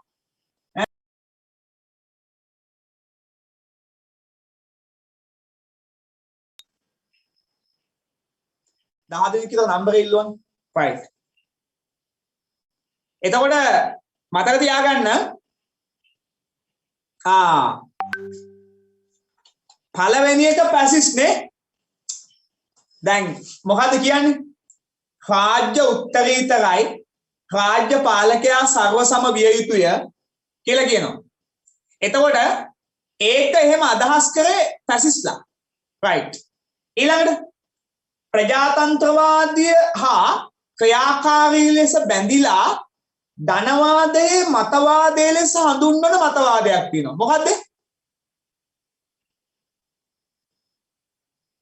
අහන්නේ ලිබරල් අහන්නේ ලිබරල්. හරිද? සමාජවාදය නෙමෙයි ලිබරල්. ඇයි අප්පා මේ බලන්න මේ ප්‍රජාතන්ත්‍රවාදය හා ක්‍රියාකාරී ලෙස. එතකොට අපි ආණ්ඩුවන මොන ආණ්ඩුව කියලාද කියන්නේ? ඒ ආණ්ඩුව මොනවද? ඇයි අනේ මේ ලිබරල් ප්‍රජාතන්ත්‍රවාදී ආණ්ඩු. ලිබරල් ප්‍රජාතන්ත්‍රවාදී ආණ්ඩු. ඇයි ලිබරල් ප්‍රජාතන්ත්‍රවාදී නේද? තව ප්‍රජාතන්ත්‍රවාදී ආණ්ඩු જાතියක් තියෙනවා. මොකද්ද? ඒවට කියනවා සමාජ ප්‍රජාතන්ත්‍රවාදී ආණ්ඩු. ඒකේ වෙනස මොකද්ද? ළමයි ඒක ළමයි ක්‍රියාකාරී නැත. සංකල්පමය නාම මාත්‍රික පමණි. සංකල්පමය නාම මාත්‍රික පමණි. මොනවද? සමාජ ප්‍රජාතන්ත්‍රවාදී ආණ්ඩුව. එතකොට ක්‍රියාකාරී මොකද්ද? ලිබරල් ප්‍රජාතන්ත්‍රවාදී ආණ්ඩුව. අහන්නේ ප්‍රශ්නේ මොකද්ද? ප්‍රජාතන්ත්‍රවාදය හා ක්‍රියාකාරී ලෙස බැඳෙන ප්‍රජාතන්ත්‍රවාදය හා ක්‍රියාකාරී ලෙස බැඳෙන මතවාදය කුමක්ද? මොකද්ද? ලිබරල් නේ අප්පා. හරිද? නේද? රයිට්. ඔන්න. ඊළඟට බලන්න. ඊළඟට අපි යනවා 13. නූතන ජාතික රාජ්‍ය සතුව ඇති අසහාය බලය මොකක්ද? ඒකේ තියෙනවා ප්‍රභේද දෙකක්. මොනවද? මොනවාමයි අසහාය බලය කියන්නේ? මොන බලයද? අසහාය බලය කියන්නේ මොන බලයද? අසහාය බලය කියන්නේ මොන බලයද? ස්වාධිපතිගේ බලය. ස්වාධිපතිගේ බලය තියෙනවලු ආකාර දෙකකට. මොකක්ද ආකාර දෙක? අභ්‍යන්තර බාහිර. අන්න good. නියමයි. right? හරි. ඊට පස්සේ අපි යනවා ඊළඟට. ඒ ගැන කතා කරන්න ඕනේ නැහැ. සිම්පල් නේ. ඊළඟ ප්‍රශ්නට යනවා. මේ ස්වාධිපතිගේ බලය කවුද හොයාගත්තේ? ස්වාධිපතිගේ බලය හොයාගත්තේ කවුද? බින්ගොඩෑන්. good. අන්න දැක්කද? good. රාජ්‍ය බිහිවීමට අදාළ මතවාද තියෙනවා. ඊළඟ ප්‍රශ්නේ අහන්නේ. මතවාද පාඩමට යනවා. හරිද? මතවාද පාඩමට ගිහින් දැන් හම්බෙනවා දැන් මතවාද රාජ්‍ය බිහිවීම සම්බන්ධයෙන් අහන්නේ. බිහිවීම. right. ඕන් ඈ. මේ රාජ්‍ය බිහිවීම සිදු වූයේ සම්මුතියකට අනුවය. එකතු වෙලා සෙට් වෙලා රාජ්‍ය හදාගත්තා. කවුද එහෙම කිව්වේ? මොන කට්ටියද කිව්වේ? සම්මුතිවාදියෝ. ඊළඟ එක තමයි මහු එක. මොකක්ද දන්නවද?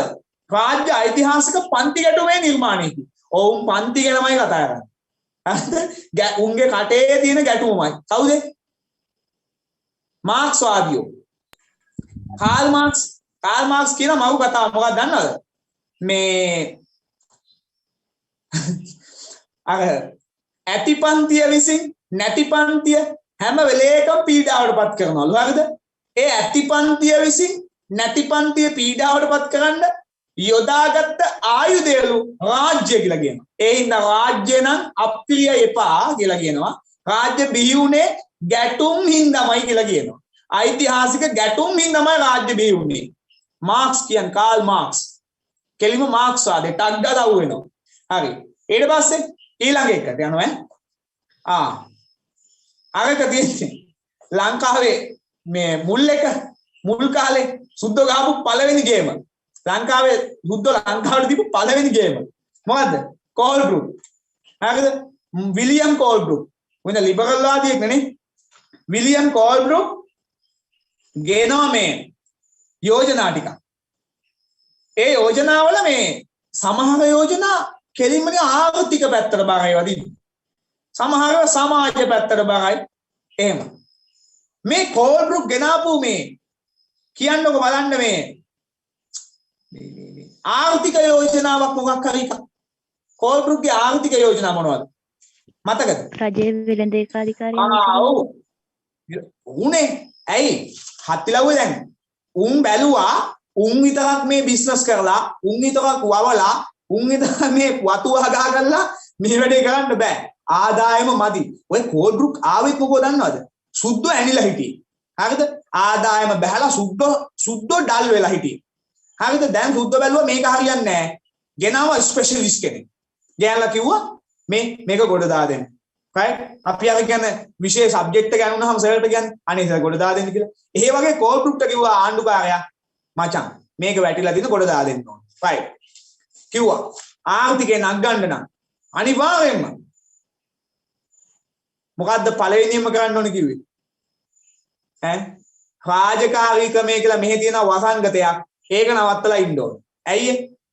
ඇයි අප්පා මිනිස්සු එන්නේ නැහැනේ වැඩට. මෙව් පුරුදු වෙලා තියෙන්නේ මම රජතුමාගේ එක රස්සාවක් කරන්නමයි. හරිද? මේ වගේ ඔක්කොම එකතු වෙලා තඹලා කැමති එකක් කරමු. පස්සේ කාලෙක නම් ඉතින් ඕක වෙන පැත්තකට ගියේ. සුද්ධෝ අපේ උන්ට කණ්ඩවත් දීලා නැ වැඩ කරන්නේ උන්. හරිද? ඒක වෙනම කතාවක්. ඉතිහාසයෙන් අහන්නකෝ. ලංකා ඉතිහාසය ගැන කියනකොට ඉතිහාසයෙන් අහන්නකො කොහොමද කියලා වැඩේ බුද්ධෝ අපිට දීපු ආතල් ටික හරිද right දැන් ඒකක් බැලුවා මේ කාර්යකාරීකමේ විතරක් අහෝසි කරලා ආර්ථිකය හදන්න බෑ එහෙනම් වෙළඳ ඒකාධිකාරිය අහෝසි කරන්න මේ ළමයි එතකොට මේ සමාජ ප්‍රතිසංස්කරණ වලට මොනවද කරේ සමාජ වෙනස් කරන්න ගහපු ප්‍රතිසංස්කරණයක් කියන්න බෑ සිවිල් සේවය ප්‍රසන්නගත කරන දෙකම හරි ඉංග්‍රීසි කියන එක මම කියලා දෙන්න හරිද අන්න එක ළමයේ උපේක්ෂා සවිඳිනේ පුතේ ඔයා දුන්න අමුතු උත්තරය මම කියලා දෙනවා ඔයා උත්තරේ වාට ආවයි කියලා ඔයාට ආව අමුතු උත්තරයක් ඒක කියලා ඉන්නම්කෝ එක ළමයෙක් කිව්වා බැංකු ක්‍රමය ආරම්භ කිරීම කියලා පුතා ඔයා ඒ කිව්වේ අර ආර්ථික පෙරළිය ඇතුල් කරුණක් කිව්වේ අර වෙළඳ ඒකාධිකාරිය අහෝසි කරලා ඒ හරහා සිද්ධ වෙච්ච වාසියක් පුතා ඔයා කිව්වේ ඔයාගේ මතකේ හොඳයි ඒ එහෙම ළමයිට රචනා වලටම තොරතුරු දෙනවා හැබැයි පුතා හරි ගයිඩ්ලයින් එක යන්න ඒ ඔයා කිව්වේ පුතේ ප්‍රධාන උත්තරයක අනුකරුණ හරි ඒ කියන්නේ වෙළඳ ඒකාධිකාරිය අහෝසි කරාම පුතේ හැම කෙනාම බිස්නස් කරනකොට හැම කෙනාම සල්ලි ඉතුරු කරනවා හැම කෙනාම බැංකුවට යනවා හැම කෙනාම සල්ලි වියදම් කරනවා ආයෝජනය කරනවා ඒකේ ප්‍රධාන කාරණේ තමයි වෙළඳ ඒකාධිකාරිය අහෝසි කිරීම ඉදිරිපත් වීම හොඳයි මතකේ හොඳයි හරි පාරකට යන්න ඕනේ right ඔය සමාජ වෙනස් කරේ සුද්ධමකෙන් දන්නවද ඉංග්‍රීසි උගන්නලා ඇයි දැන් වැඩේ මේකනේ අපේ උන්ට අදටත් ඔය අමාරුව දිනනවා මොකක්ද දන්නවද ඉංග්‍රීසියෙන් කතා කරන්න ඉංග්‍රීසි විදියට අඳින්න ඔව් හරියට හරි අර අපේ උන් මෝඩයෝ කියන්නේ ඒකනේ අපේ උන් ලෑස්ති වුණා මේ ඉංග්‍රීසි ඉගෙන ගන්න මේ ඉංග්‍රීසි ඉගෙන ගන්න කිව්වේ ඇත්තටම මේ රාජ්‍ය සේවයට ගන්න ඕනේ හින්දාම නෙමෙයි හරිද අවංක කතාව ඉංග්‍රීසි ඉගෙන ගන්න පල්ලියට යන්න ඕනේ ඊට පස්සේ මුන් අපේ උන් කතෝලික වෙනවා කතෝලික වෙනවත් එක්කම කල්චර් එක වෙනස් වෙනවා ටයි කෝඩ් දාගෙන අපේ උන් ඉන්නේ වෙන විදිහකට ඊට පස්සේ හරිද ඊට පස්සේ කතා කරන ඉංග්‍රීසි අර අතින් කාපුවෙන් හැඳි ගෑරුප් වලින් කන්නේ හරිද මේ අර රා ටිකක් බීලා ගංජා පොඩ්ඩක් ගහලා හිටපෙව ක්ලබ් එකට ගිහින් කන බලන්න බොනවා ඊට පස්සේ සුද්ධෝ වගේ හරිද අපේ උන් දුම්බිවෙත් නැහැ ඊට පස්සේ පයිප් එක කටේ ගහන මේ ගිනි තියෙන ඕගාලා ඈ අපේ උන් කෙලින්ම කළු සුද්ධ කරන්න ඕනේ හින්දා ඉගෙන ගන්න ඉංග්‍රීසි කිව්වා ඇයි ඉංග්‍රීසි ඉගෙන ගන්නකොට ඔහු තව එකක් වෙනවනේ ඉංග්‍රීසි ඉගෙන ගන්නකොට ඇයි යහෝ ලංකාවේ අධ්‍යාපනය කඩන් වටනවා දේශීය අධ්‍යාපනය පිළිවෙන්න කිව්වයි ඒස අපේ උන් යන්නේ අරක පස්සේ කොහොමද සමාජ කරගොබ කරගිල්ල මතක තියාගන්න කෝල්බෘක් කියන්නේ මම එදත් කිව්වා ලිබරල් වාදියෝ කියන්නේ ගල් ආඳෝ ලිබරල් වාදියෝ හරිද ඒ කියන්නේ උන් ඇවිල්ලා සමාජ වෙනස් කරන්න ඕන හරිම තැනට ගහනවා හරිද right සජීවීකරණය හරිද right ඔව් යන් ඊළඟ ප්‍රශ්නේ හරිද ඔව් ඔය දැන් ඉස්කෝලේ තියෙන්නේ මොනවද saint Mary's saint Thomas saint Joseph නේද සෙන්ට් පීටර්ස් ඔක්කොම ඉංග්‍රීසි හරිද දැන් නෝ මික්ස් වෙලා තියෙන්නේ එතකොට මික්ස් නෑ ඕවා ළමයි දැන් කෙල්ලෝනේ ගොඩක් පන්ති ඉන්නේ නේද ස්ත්‍රීවාදය මතකද ස්ත්‍රීවාදය කාන්තාව ප්‍රමුඛ කරගත් මතවාදය නේද ඉස්සර එක කාලයක් තිබ්බ ගෑනු ගණන් ගන්නෑ නේද ගෑනු කියන කරලියට ගේන්නෙම නැති චරිත ටික ඇයි කට කට කට ගාන හින්දාද ඒකත් එක හරිද ඒ කියන්නේ කාන්තාවන්ට එහෙම තැනක් තිබ්බේ නැහැ පස්සේ කාන්තාවන්ට මේ තැනක් හදලා දෙන්න පුළුවන් ස්ත්‍රීවාදය තමයි මේ ස්ත්‍රීවාදය ගැන බලන්න දන්නවද නිකන් මතක් කරලා බලන්න ස්ත්‍රීවාදය පිළිබඳව මතක් වෙන කවුද උත්තරයට කලින් මට නිකන් ස්ත්‍රීවාදය ගැන ලියපු කෙනෙක් නමක් කියන්න බලන්න මතකද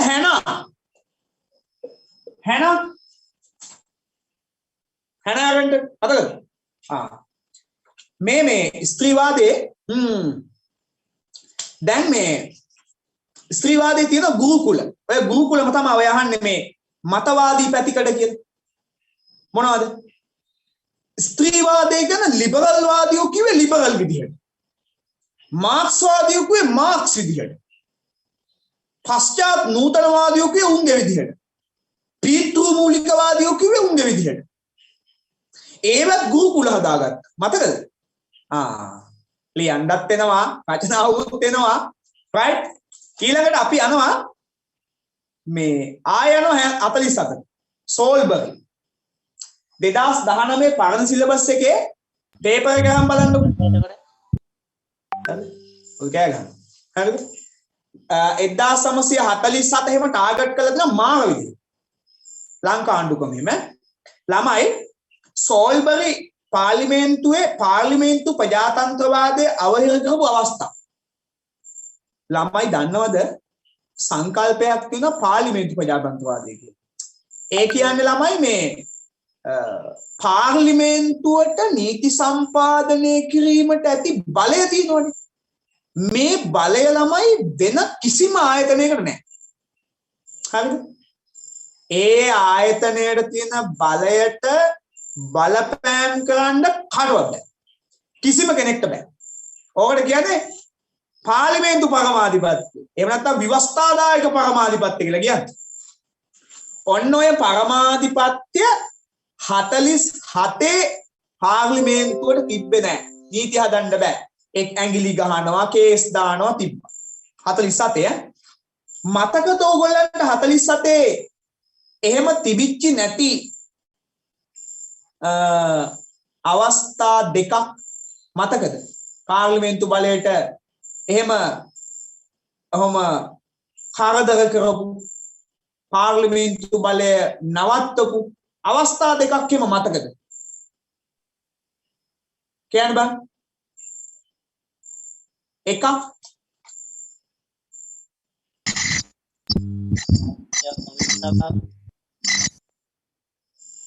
47 තිබ්බ පාර්ලිමේන්තුව මතකයින් සෝල්බරි. සාමාන්‍යයෙන් පුතේ පාර්ලිමේන්තුවකට ඕනම නීතියක් හැදුවා හැකියි. සීමාවල් නැහැනේ. හැබැයි 47 සෝල්බරි එකේ කිව්වා මේ සීමාවල් තියෙනවා. ඒවා අනුව විතරයි නීති හදන්න පුළුවන්. ඒවට පිටින් යන්න බෑ. රිෂානි අපේ හරිද? 29 2 වගන්ති එකක්. තව වෙන විදේශ අග්‍රාණ්ඩුකාරය කොහෙවත් නැති චරිතයක් හිටියේ. හරිද? right. right. අග්‍රාණ්ඩුකාරය දුවේ. හරිද? වෙන ඇයි සෙනෙට් එක? හරිද? right. හරි. ඇති. හරිද? කවුරු හරි try එකක් දුන්නා මේ කියන්න මේ මයික් එක ඔන් කරගන්න හරි ගියේ නැහැ. right. එතකොට දැන් මේ සිග්නල් ප්‍රශ්නේ තදට වෙනවනේ. සමහර ළමයි කියලා තියෙනවා. හරිද? right. අධිකරණ ප්‍රතිනිරීක්ෂණ බලය. right. ඒක. ඊට පස්සේ දැන් හරි. මට තේරුණා. ඊළඟට අපි යනවා 47 සෙනෙට් එක. ටක් ගාලා සෙනෙට් මතක් වෙනවනේ.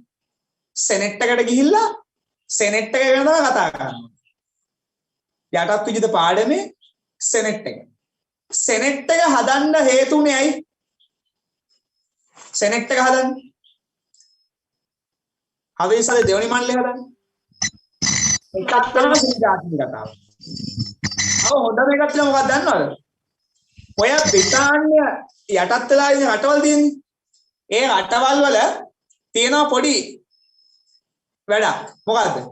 බ්‍රිතාන්‍ය යටත් වෙලා ඉන්න රටවල් වල ළමයි ප්‍රශ්නයක් ඒගොල්ලන්ට උවමනාවක් තියෙනවා මේ ඒගොල්ලන්ගේ රටවල් වල අනිවාර්යෙන්ම මේ තියෙන්න ඕන මේ දෙවන මණ්ඩලය. හරිද? ඒක පරස්පර විරෝධී උත්තරයක් හින්දා ඒක ලියන්න ආවා. අර සාමාන්‍ය අනිත් ටික ඔක්කොම සුළු ಜಾති ගැන පක්ෂයි. අරක වෙනස් උත්තරයක්. මොකක්ද දන්නවද? මේ ඒගොල්ලන්ගේ රටවල් වල තියෙන හින්දා බ්‍රිතාන්‍ය අල්ලන් ඉන්න හැම රටකම දෙවනි මණ්ඩලයක් තියෙනවා. බ්‍රිතාන්‍යෙත් තියෙනවා. ඒ ඉන්න මෙහෙත් දාන්න ඕනේ. ඒක වෙනස් උත්තරයක්. ඒක ඒගොල්ලන්ට බර උත්තරයක්. ඒක මතක තියාගන්න. right. ඊළඟට අපි යනවා ඊළඟ ප්‍රශ්නෙට. ටක් ගාලා යමු. ප්‍රජාතන්ත්‍රවාදී ශක්තිමත් කිරීම කියන එකත් ආවා. හරි. ගොඩක් අය සමහරව මැසේජ් දාලා left වුණා. හරිද? සිග්නල් ප්‍රශ්න තියෙනවා අර මේ කියලා. හරි. කට් වෙනවා සර්. right. හරි. එහෙම කියන එකත් ලොකු දෙයක් ඈ. හරි. කට් වෙවි එන්නේ. right.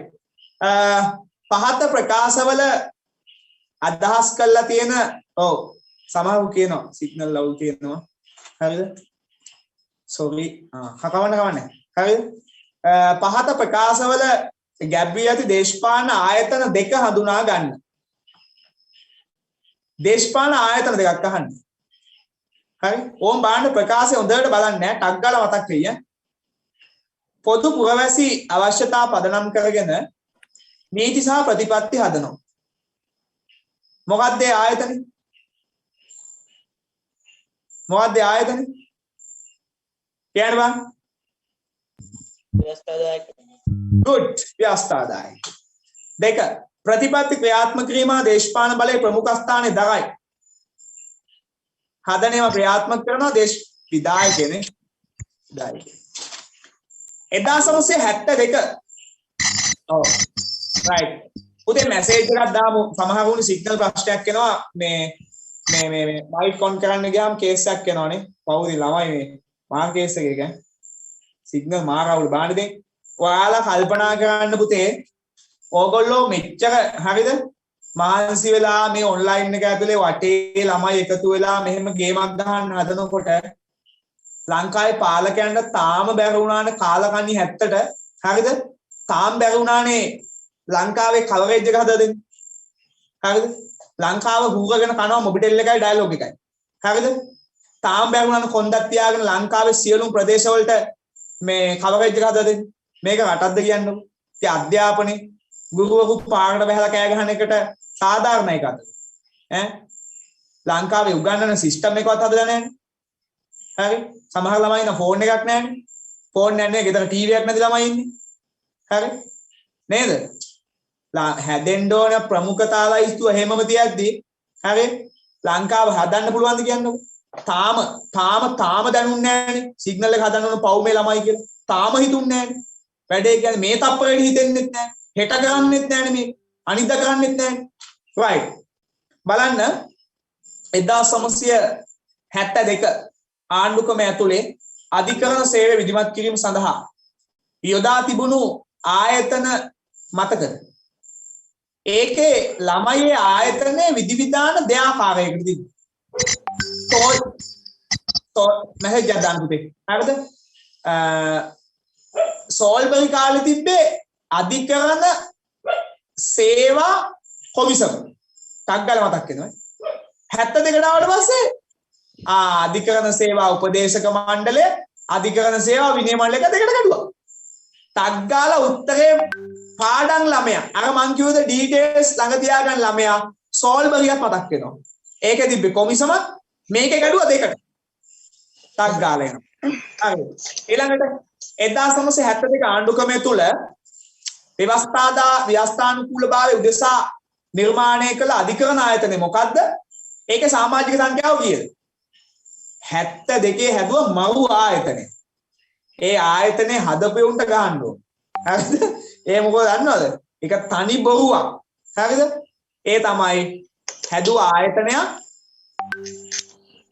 හදන නීතිවල ව්‍යවස්ථානුකූල භාවය බලන්න. මොකක්ද හදපු ආයතනේ නම? ආණ්ඩුක්‍රම ව්‍යවස්ථා අධිකරණ. ඕක තිබ්බේ ජාතික රාජ්‍ය සභාව යටතේ. යකෝ ජාතික රාජ්‍ය සභාවේ හද නීති ගැන හොයන්න ජාතික රාජ්‍ය සභාවට ආයතනයක් හදන්න. බඩුත් හාමුදුරුවන්ගේ නඩුත් හාමුදුරුවන්ගේ. හරිද? වැටත් නියරත් ගොයම් කානවා වගේ කේස් එකක් තියෙනවා. හරිද? සමාජිකව පහයි. හරිද? ඒ සමාජිකයන්ගේ ලේකම් කෙනෙක් ඉන්නවනේ. මේ ආණ්ඩුවේ අත්ත අධිකරණ ලේකම් කියලා කෙනෙක් ඉන්නවා. ලේකම් කාර්යයා ජාතික රාජ්‍ය සභාවේ ලේකම්. යකෝ එතකොට ඒකේ හදන නීති බලන්න හදපු ආයතන ලේකනුත් ඒකේ ලේකම්. වැඩක් නැහැ හදපු එකේ. හරිද? ඒව හැම මතක් වෙන්න ඕන ටක් ගාලා. ඒකේ තිබ්බ සූත්‍ර මායන් ටික. right. ඊළඟට 1972යි 1978යි වෙනස් ප්‍රශ්නයක් මම හැදුවේ. මූලික අයිතිවාසිකම් තියෙනවා. 20 උත්තරේ 20 උත්තරේ අපි ගත්තේ අධිකරණ සේවා උපදේශන මණ්ඩලය, අධිකරණ සේවා විනය මණ්ඩලය. හරිද? අධිකරණ සේවා. හරිද? අධිකරණ සේවා. හරිද? උපදේශන එක අනිත් එක විනය මණ්ඩලය කියලා දාගන්න. හරිද? කවුරු ළමයි කවුවනේ මණ්ඩලය. right. 21 මේ ආණ්ඩුක්‍රම ව්‍යවස්ථා අධිකරණය. හරිද? ආණ්ඩුක්‍රම ව්‍යවස්ථා අධිකරණය අවුරුදු සමාජිකයෝ 5යි. ආණ්ඩුක්‍රම ව්‍යවස්ථා අධිකරණය දූර කාලය මේ සමාජික සංඛ්‍යාව 5යි. right. ඔන්න ඊට පස්සේ යනවා 22ට 1972. හරිද? 1972 සහ 1970 ආණ්ඩුක්‍රමයන් ඇතුලේ ඕගොල්ලන්ට මතකද මූලික මිනිස් අයිතිවාසිකම්? මේ ඔය ආණ්ඩුක්‍රම දෙකේ ඔය මූලික අයිතිවාසිකම් මේ ප්‍රධාන අර දෙපැත්තක් තියෙනවා. මොකද්ද එකම දේ දෙපැත්තකට තියෙනවා. මොකද්ද? කියමු 72 තිබුණා 78 තිබ්බා. හැබැයි 72 තිබ්බ එකයි 78 තිබ්බ එකයි පොඩි මූලික වෙනස්කමක් තියෙනවා. මොකද්ද?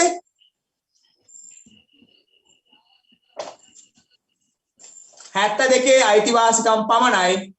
සුරක්ෂිත භාවයක් නැත. සුරක්ෂිත යාන්ත්‍රණයක් නැත. 78 අයිතිවාසිකම් සමග සුරක්ෂිත යාන්ත්‍රණයක් නැහැ. මොකද යාන්ත්‍රණය? අයිතිවාසිකම් සුරක්ෂිත යාන්ත්‍රණය. ශ්‍රේෂ්ඨාධිකරණය ඔම්බුඩ්ස්මන් වරයා. ශ්‍රේෂ්ඨාධිකරණය ඔම්බුඩ්ස්මන් වරයා. right. right. ඒක මතකයිද? ඒක ප්‍රමාණාත්මක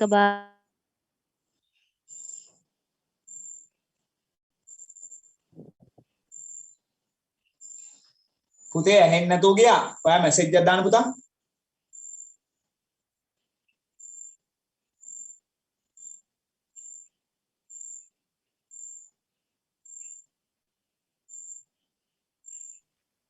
මැසේජ් එකක් දාන්න. ඒක ප්‍රමාණාත්මක භාවය හා නූතන ගුණාත්මක භාවයයි නෛතික සුරක්ෂිතතාවය කිව්වොත් වැරදිද ඒකට?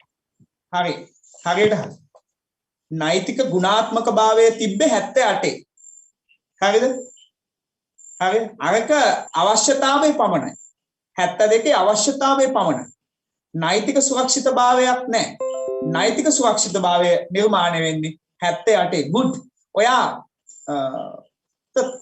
පරිණත උත්තරයක් දුන්නා. very good. හරිද? ඊට පස්සේ යනවා මේ 20ට. 20න් අහන ප්‍රශ්නය. ප්‍රජාතන්ත්‍රවාදය ගැබ්ව තියෙනවා නූතන ස්වභාවයයි වීක ස්වභාවයයි කියලා දෙකක්. වත්මන් ස්වභාවයයි වීක ස්වභාවයයි. ප්‍රජාතන්ත්‍රවාද. මේ 20 ප්‍රජාතන්ත්‍රවාදයේ තිබෙන මොන සිස්ටම් එකකටද? ඍජු. හරිද? ඍජු ප්‍රජාතන්ත්‍රවාදය. දැන් තියෙන්නේ කොහොමද? වක්‍ර නියෝජිත. වක්‍ර. ඒකට තව නමක් කියනවා මොකද්ද? නියෝජිත ප්‍රජාතන්ත්‍රවාද. නියෝජිත. ඔය එන්න උත්තර. right. good. ඊට පස්සේ අපි යනවා 24. ප්‍රහත ප්‍රකාශ හඳුනා ගන්න. මේ ඕම් බාණ්ඩාර මං කිව්ව එකක් ඇවිල්ලා. ශ්‍රී ලාංකීය දේශපාලනේ ප්‍රජාතන්ත්‍රවාදයට ගෙනිච්ච නියෝජිත ප්‍රජාතන්ත්‍රවාදය කියන එක ලංකාවට ආදේශ කළේ යටත් විජිත සමයේ සිද්ධ වෙච්ච ප්‍රතිසංස්කරණයක් ඉන්නේ. මොකක්ද ඒ ප්‍රතිසංස්කරණය? Donovo. right. තව ප්‍රකාශයක් දෙනවා. මොකක්ද දන්නවද? වෙස්ට්මිනිස්ටර් ආණ්ඩුක්‍රමයක් ආශ්‍රිතව ද්විත්ව විධායකයක් ලංකාවට හඳුන්වා දුන්නා. ප්‍රථම අග්‍රාමාත්‍යවරයාත් හැදුවා මේගොල්ලෝ ඊට පස්සේ.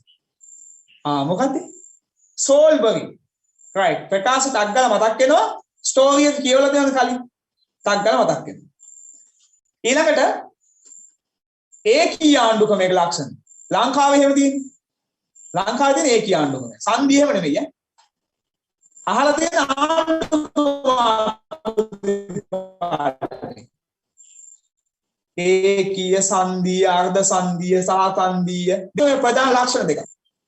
ළමයි ඒකීය ආණ්ඩුක්‍රමයක් ප්‍රධාන ලක්ෂණ පළ එකක් කියන්න බෑ. ඒකීය ආණ්ඩුක්‍රම එක් මධ්‍යම ආණ්ඩුක්‍රමයක් වටා බලතල කේන්ද්‍රගත වෙලා තියෙනවා. සකල විද ක්ෂේත්‍රයම නේද? ඒ කියන්නේ රටේ සියලුම දේශපාලනික සකල විද ක්ෂේත්‍රයන් මධ්‍යයට කේන්ද්‍ර වී තිබෙන නිසා ඒකීය ලක්ෂණයක්. වෙන සාමනද මතකද කිව්වා පරිපාලන බලතල විමර්ශනය අන්න රයිට්. පරිපාලන බලතල විමධ්‍යගත කරලා තියෙන්නේ. බෙදලා නෙමෙයි තියෙන්නේ විමධ්‍යගත කරලා තියෙන්නේ. right good. ඊට පස්සේ ඊළඟට අපි යනවා. මෙන්න හම් වෙනවා එක්කනේ කවුද දන්නවද?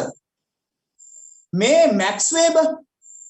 මැක්ස් වෙබරුයි ඇරිස්ටෝටලුයි මතකද මතවාද දෙකක් වුණා රාජ්‍ය ගැන. කිව්වනේ මෙහෙම. මැක්ස් වෙබර් කිව්වා මේ රාජ්‍ය ගැන මතය. හරිද? තව විස්තර එනවා good උඩේකට. ඇරිස්ටෝටලියානු අර්ථය වෙබෙරියානු අර්ථය මතකද? රාජ්‍ය පාඩමේ. මං කිව්වේ අර කරුණු ලියා ගන්න කියලා වෙනම ටාග් ගාලා මතකෙට එනවා. රාජ්‍ය කියන්නේ ප්‍රචණ්ඩත්වයේ පාවිච්චි කරන්න පුළුවන් බලය හිමි එකම මූලාශ්‍රය. මේ ප්‍රකාශය සිදු කළ කෘතිය හා කතුවරයා. හරි? කවුද?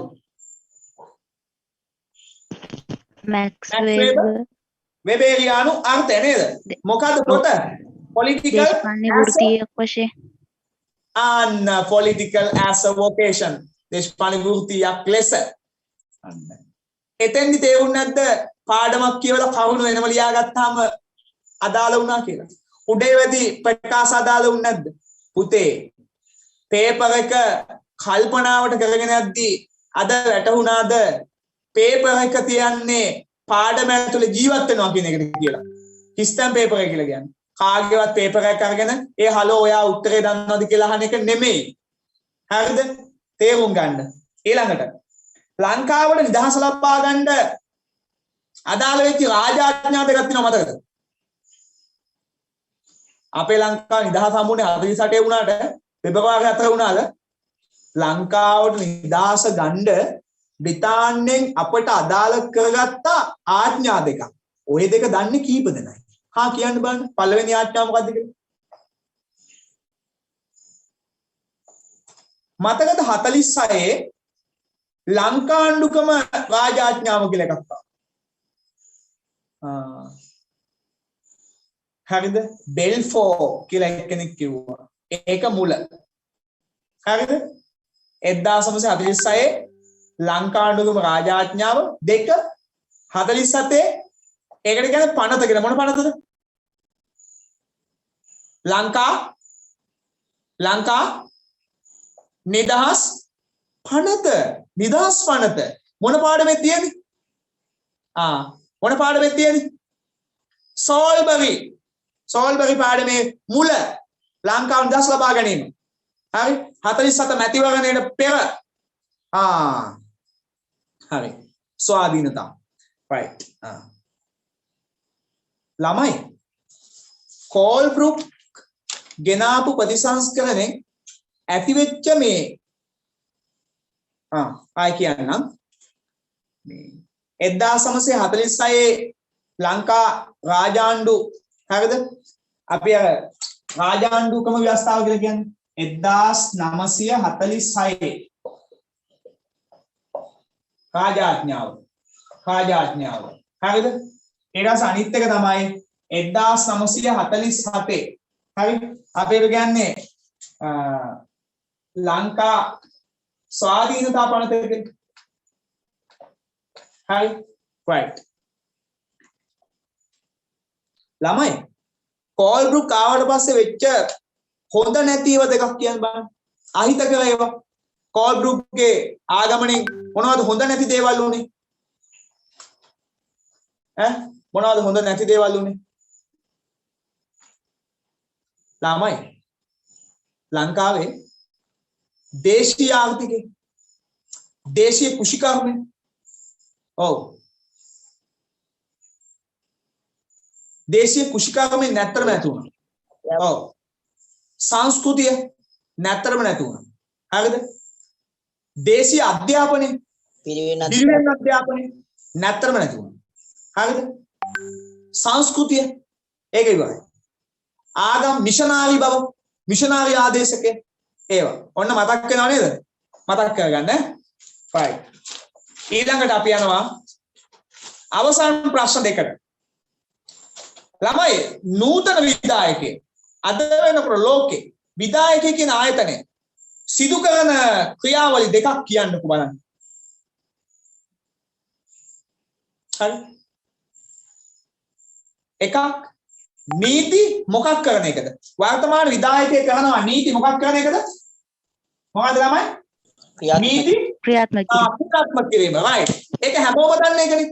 තව එකක් කරනවා වර්තමාන විදායකය. මොකද්ද? කියන්න බලන්න. මුදල් පාලනය.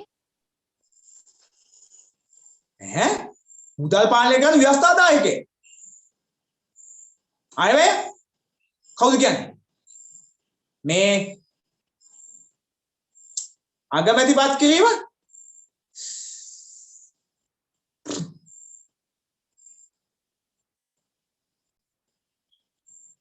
මෙන්න මොකක්ද දන්නවද? රාජ්‍ය සේවය පාලනය කිරීම. රාජ්‍ය සේවය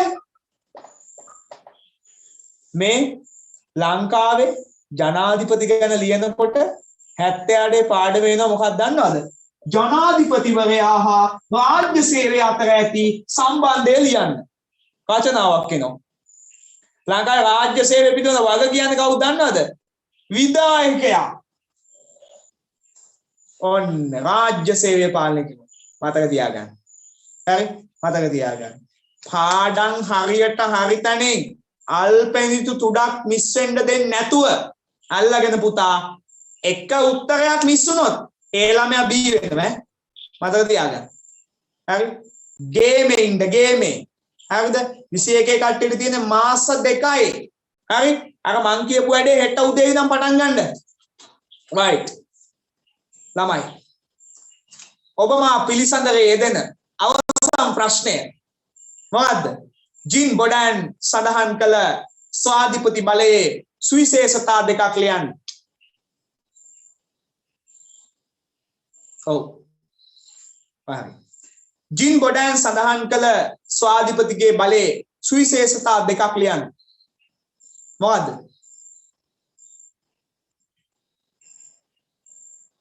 ස්වාධිපති බලය බෙදා හා පවරා තිබීම.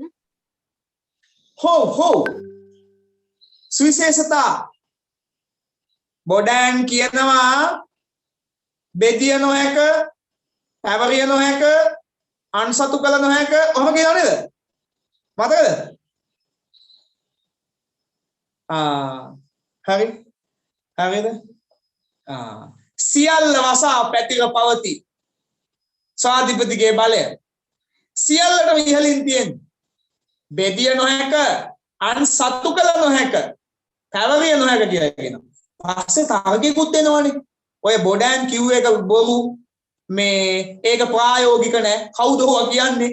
පස්සේ නෝ තාර්කේ මතකද? හරිද? අර TH ග්‍රීන් එහෙම කේස් එක දානවා ඔකට. ඔවා හරියන්නේ නැහැ බොරු. හරිද? ප්‍රායෝගිකව ඔයද ඔවා කියන්නේ? එහෙම අහනවා පස්සේ. හරිද? right. ජීන් බොඩෑන් කිව්වා පවරන්න බෑ. බෙදන්න බෑ. අන්සතු කරන්න බෑ කියලා. ළමයි අහන්න. පාඩ මොනවා හරි දෙයක් 28ට උත්තරේ නැවත අපි කිව්වොත් මෙන්න කෝල් ප්‍රසංස්කරණ වලින් වෙච්චි අවුල් නේද? ඇයි පුතේ? දේශීය කෘෂිකර්මාන්තය නැති වෙලාම ගියා. ඒක දුර්වල වුණා. දේශීය පිරිවෙන් අධ්‍යාපනය දුර්වල වුණා. හරිද? අන්න ඒකයි. ඒ දෙකක් මං කිව්වේ. එතකොට මිෂනාරි අධ්‍යාපනය 13 මිසුණාද? 13. අයි නූතන ජාතික රාජ්‍ය සතු ඇති අසහාය බලය මොකද්ද? හරිද? ඒකට කිව්වා ස්වාධිපතිගේ බලය. ඒකේ ප්‍රභේද දෙක අභ්‍යන්තර ස්වාධිපත්‍ය බාහිර ස්වාධිපත්‍ය කියලා ගොන් අන්න 17 හුව 17 අසෝල්බගේ පාර්ලිමේන්තුවේ පාර්ලිමේන්තු ප්‍රජාතන්ත්‍රවාද නැති වෙච්ච අවස්ථාවද අයියෝ ඇයි මතක නැද්ද 29 දෙක වගන්තිය ඒකේ තිබ්බනේ 29 දෙක වගන්තියට පිටින් හදන්න බෑ නීති අවසි කරනවා ආයෙ තව අග්‍රාණ්ඩුකාරයා ඔව් අග්‍රාණ්ඩුකාරයාගේ ප්‍රකාශයක් tie හැම ලිපියකම මොකද්ද මහරජු විසින් පනවන ලදී මේ කොහෙවත් තියෙන මහරජෙක්ින්දා නීති හදන්න බෑ සෙනෙට් එක ඡන්දේ ඉල්ලන්න නැතුව ඇවිල්ලා හොඳට ඉඳගෙන පාර්ලිමේන්තුවට ඇඟිලි ගහනවා තවත් අවස්ථාවක් right ළමයි ඔයාලට මගෙන් ඔය දැන් අපේ පන්ති වල ඉන්න ළමයි හරිද වෙන ළමයි ආවනේ හරිද මේකට මේ පේපර් එක කරන්න එයාලට මොනවා හරි මගෙන් අවශ්‍යතාවයක් උදව්වක් තියෙනවා නම් හරිද ඔයාලට දැනගන්න දෙයක් පාඩම් කරන විදි මතක තියාගන්න විදි ඕගලන්ට මේ කාලේ මේ වැඩේ සාර්ථක කරගන්න ඕනම උපකාරයක් හරිද right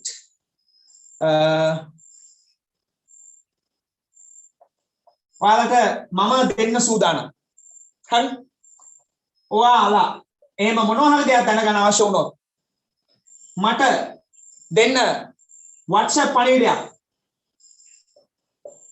හරි ඔයාලට ඕනම දෙයක් ඕනම පාඩමක් අපේ සම්මන්ත්‍රණ සාමාන්‍යයෙන් තියෙනවා ඒවල් සම්බන්ධ වෙන්න ඕන කෙනෙක්ට පුළුවන් හරි 1381 සම්බන්ධතාවය ඔස්සේ ඕන වෙලාවක කොන්දයක් දැනගන්න පුළුවන් ඒ වගේම ඔයගොල්ලන්ට දැන් ගොඩාක් අය බොහොම ස්තුතියි හරිද හේතුව මේ left එකදී කිව්වා සමහරව ඇවිල්ලා සර් මේ ආයෙ ලොග්ගුනේ සර්ට කියලා යන්න සිග්නල් අවුල් හොඳට හැදිච්ච හොඳ ළමයි හරිද ඔයගොල්ලන්ට ඔයාලගේ ජීවිතේ සාර්ථක වෙනවා හරිද වැඩේ හොඳටම කරගෙන යන්න මම ඊළඟ දවසේ කියලා දෙන්න රචනාවක් ලියන හැටි කියලා දෙන්න ආට් අපි ගෲප් එකට ගොඩක් ස්තුතියි මේ වැඩේ කට්ටියට තාම හුරු නෑ අපි මේ කට්ටියට ගොඩාක් කිව්වෙත් නෑ හරිද නිකන් ගෲප් ටිකක් නිකන් ඇතුලේ ෂෙයා කරලා දැම්මා එච්චරයි හරි වෙන අපි මේ කිසිම ඇඩ් එකක් දුන්නේ නෑ හරි ඒ හින්දා මේ මං කිව්ව වැඩ ටික හොඳට කරන්න ඕන දෙයක් අහන්න ඕන ලාවක කිසි ප්‍රශ්නයක් නෑ ආට් අපි ගෲප් එකේ මේ වැඩේ ගැන පෝස්ට් එකක් දාලා තිබ්බා නිකන් ටෙක්ස්ට් එකක් ආසිලි ආට් අපි ගෲප් එකේ ඇඩ්මින් හරිද ආසිලි ගොඩක් ස්තුතියි හරිද ඔයාට තමයි ස්තුති කරන්න ඕන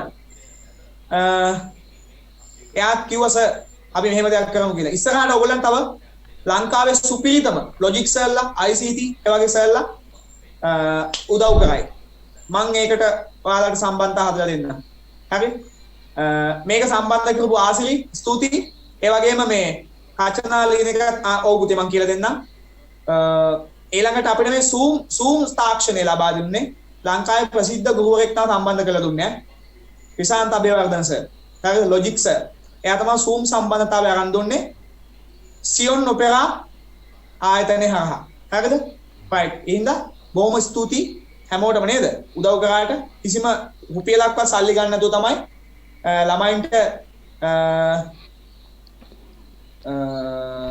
ඔව් අනිවාර්යයෙන් හැමෝටම උදව් කරනවා මොනවා දැනගන්න තිබ්බොත් මැසේජ් එකක් දාන්න ඉතින් හැමෝටම ආවට ස්තුතියි හෙට දවසේදී සම්බන්ධ වෙන මොනවද කියලා මේ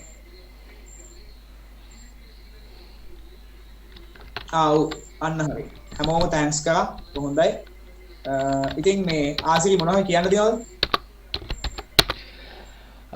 ආට් අපි ගෝ ඉතින් මෙච්චරලා අපිත් එක්ක එකතුලා හිටපු ඔයාලට ගොඩක් ස්තුතියි ආසිරි මෙතන නෑ සර් ආසිරි අර තමන්ගේ පෞද්ගලික කටයුත්තක් උදෙසා තමන්ගේ ජොබ් එක ඉවර වෙලා ගෙදර ඇවිල්ලා හිටන් දැන් මේ ක්ලාස් එකට සම්බන්ධ වෙනවා කිව්වා සර්. එතකම් මම මේක මෙහෙමගෙන ඉඳියේ. ඉතින් මම ඇත්තටම මතක් කරන්න ඕන හිතෝඩාල ළමයි ගොඩක් අපට සහභාගී වුණා. ඒ කියන්නේ අපේ ප්ලෑන් එකක් තිබ්බේ මෙච්චර ළමයි ටිකක් ඒද සර් ඇහුවා.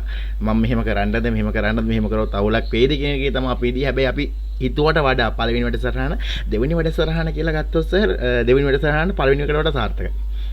ඒ කියන්නේ දෙවෙනි දවසේ ඇත්තටම හොඳයි. මම සර් මම පෞද්ගලික මම මේක මේ පටන් ගත්ත වෙලාවේ ඉඳන් මම මේක අහගෙන ඉඳියා. මම දේශපාලන විද්‍යාව ඉගෙන ගත්තේ 11 වසර වෙනකම් විතරයි. හරිද? ඒ ඉගෙන ගත්තට පස්සේ සර් දැන් මේ A level වල තියෙන දේශපාලන විද්‍යාව මෙච්චර සරලව මේකෙන් තේරුම් ගන්න පුළුවන් කියලා ඇත්තටම දැනගත්තේ මම සර් මේක මේ වැඩ කරන කෙනෙක් හැටියට. ඉතින් ඒක ගැන ඇත්තටම ගොඩක් ස්තුතියි සර්ට අපිත් එක්ක එකතු වෙලා මේ සර්ගේ අදහස් සර්ගේ වචන මේ හැමදේම ළමයි වෙනුවෙන් මේ වෙලාවේ මේක තැනකට රොක් කරගන්න ලංකාවේ විවිධ තැන්වලින් ළමයි ඇති. ඒ හැමෝම වෙනුවෙන් මම ගොඩක්ම ස්තුතියි සර් හදවතින්ම ස්තුති කරනවා අපිත් එක්ක එකතු වෙලා මේ වගේ වැඩසටහනක් කරන්න සහභාගී වුණාට. ඉතින් සර් අපි ඉස්සරහට සටහන් වලට අනිවාර්යයෙන්ම ගෙන්න ගන්න නැතුව බෑ මොකෝ අපේ ආරම්භය වගේම අවසානයේ දක්වා ඉඳපු සෑම කෙනෙක්ම අපට ඇත්තටම වටින කෙනෙක් වටිනා හදවතක්. ඉතින් ඒක ආදරෙන් මතක් කරනවා. ඒ වගේම ඔයාලට කියන්න තියෙනවා. ඉතින් ආට් අපි page එක හරහා මේ අපේ WhatsApp group තුනක් තියෙනවා. ඊට පස්සේ සර්වර් සම්බන්ධ කරගන්න පුළුවන්. සර්ගේ නම්බරේ තියෙනවා. මට පේන විදිහටම බෝඩ් එකේ තියෙනවා. ඉතින් මේ නම්බරේට කතා කරලා සර්ගේ පෞද්ගලික පන්ති වලට සහභාගී වෙන්න පුළුවන් හැකියාවත් ඔයාලට තියෙනවා. ඉතින් ඒ ගැනත් අනිවාර්යෙන්ම ආදරෙන් මතක් කරනවා. මොකද දැන් සර්වර් අපි ප්‍රී ක්ලාස් එකක් විදිහට සර්වර් ගත්තොත් ආයි සර් වාගේ සර්ට ඉගෙන ගන්න කියන සර්ගෙන් ඔයාලට ඉගෙන ගන්න ආසාවක් දෙන්න පුළුවන්. ඒ ආසාව හරියටම සඵල කරගන්න සර්ගේ නම්බරයට කෝල් එකක් හරි මැසේජ් එකක් හරි දාලා සර්ගේ පෞද්ගලික පන්තියකට සහභාගී වෙන්න කියලා ආදරෙන් ඉල්ලා සිටිනවා. ඒ වගේම තවත් දවසක Zoom තාක්ෂණය ඔස්සේ මේ වගේ Facebook live එකක් YouTube live එකක් කරා අනිවාර්යයෙන්ම ලංකාවේ අනිත් ළමයිට වෙනසක් කිරීමේ බලාපොරොත්තුෙන් අපි ඉන්නවා. ඒ වගේම අනිත් විෂයන් ඒ වගේම මතක් කරන්න ඕන ඔයාලා කරන අනිත් විෂයන් ගැන දැන් ඔයාලට ගොඩක් සර් තිබ්බ ප්‍රශ්නයක් මේ ගෲප් එකේ ළමයි 257 වෙද්ද වුණ ගම අපි දැන් අද මේ දේශපාලන විද්‍යාව කරනවා කිව්වන් සර් අනිත් ළමයි අහක් වෙනටක් ගාලා ඒ හක් වෙන නොතේරුම් කොහොම වෙන්න පුළුවන් සර්. හැබැයි මම ඕක හැම වෙලෙම පුණා මම එක දානවා. එක විෂයකට විතරක් නෙමෙයි මේක අදාළ කරලා තියෙන්නේ. හැම විෂයකටම අදාළ කරලා තියෙනවා. ඒ විෂයට අදාළ දේවල් අපි මේ පරීක්ෂණාත්මක වැඩසටහන කරන්නේ. මේ වැඩසටහන අවසානයේදී අපිට ලැබෙන ප්‍රතිඵලය මත මේ දේවල් තීරණය කරනවා කියලා මම පුණා කිව්වා. ඉතින් ඒක ගැනත් ආදරෙන් මතක් කරනවා එයාලට. ඊට පස්සේ ඒකට ඇඩ් වෙන්න ඕන කට්ටිය මේ මට මැසේජ් එකක් දාන්න මම ලින්ක් එක දාන්න. ඔව්. හරි දැන් සමහර ළමයි අහනවා. හරි ඔව් සර් එහෙනම් මේ සර්ට මම ලින්ක් එක දාලා ඇත්තේ මට මතක හිටියට මම තුන්වෙනි ගෲප් එකේ ලින්ක් එක දැම්මා. ඒ වගේම සර් තව මොන හරි දැනගන්න දෙයක් තියෙනම් මේ 0.70 කියන අපේ ආට් අපි page එකේ නම්බරේ තියෙනවා. ඔයාලට ඕනෙම විෂය කරුණක් දැනගන්න හැකියාවක් තියෙන මේ වගේ දක්ෂ ගුරුවරු විෂයක් හදවතටම දැනෙන්න තේරුම් කරන්න පුළුවන් හැකියාවක් තියෙන ගුරුවරු ඉස්සරහට අපි අරන් එනවා. අනිවාර්යයෙන් මේ බලාපොරොත්තු වෙන ඉතින් අපි නිහෙනවා සර්ට අවස්ථාව දෙනවා. බොහොම ස්තුතියි සර් අපිට මේ අවස්ථාව ලබා දීලා අපිත් එක්ක එකතු වෙලා මේ වැඩසටහන සගේ අත්දැකීම් බෙදා ගන්න අපිත් එක්ක එකතු වුණාට. හරි එහෙනම් ඉතින් හැමෝටම සුබ දවසක් කියලා ප්‍රාර්ථනා කරනවා. ඉස්සරහදී මම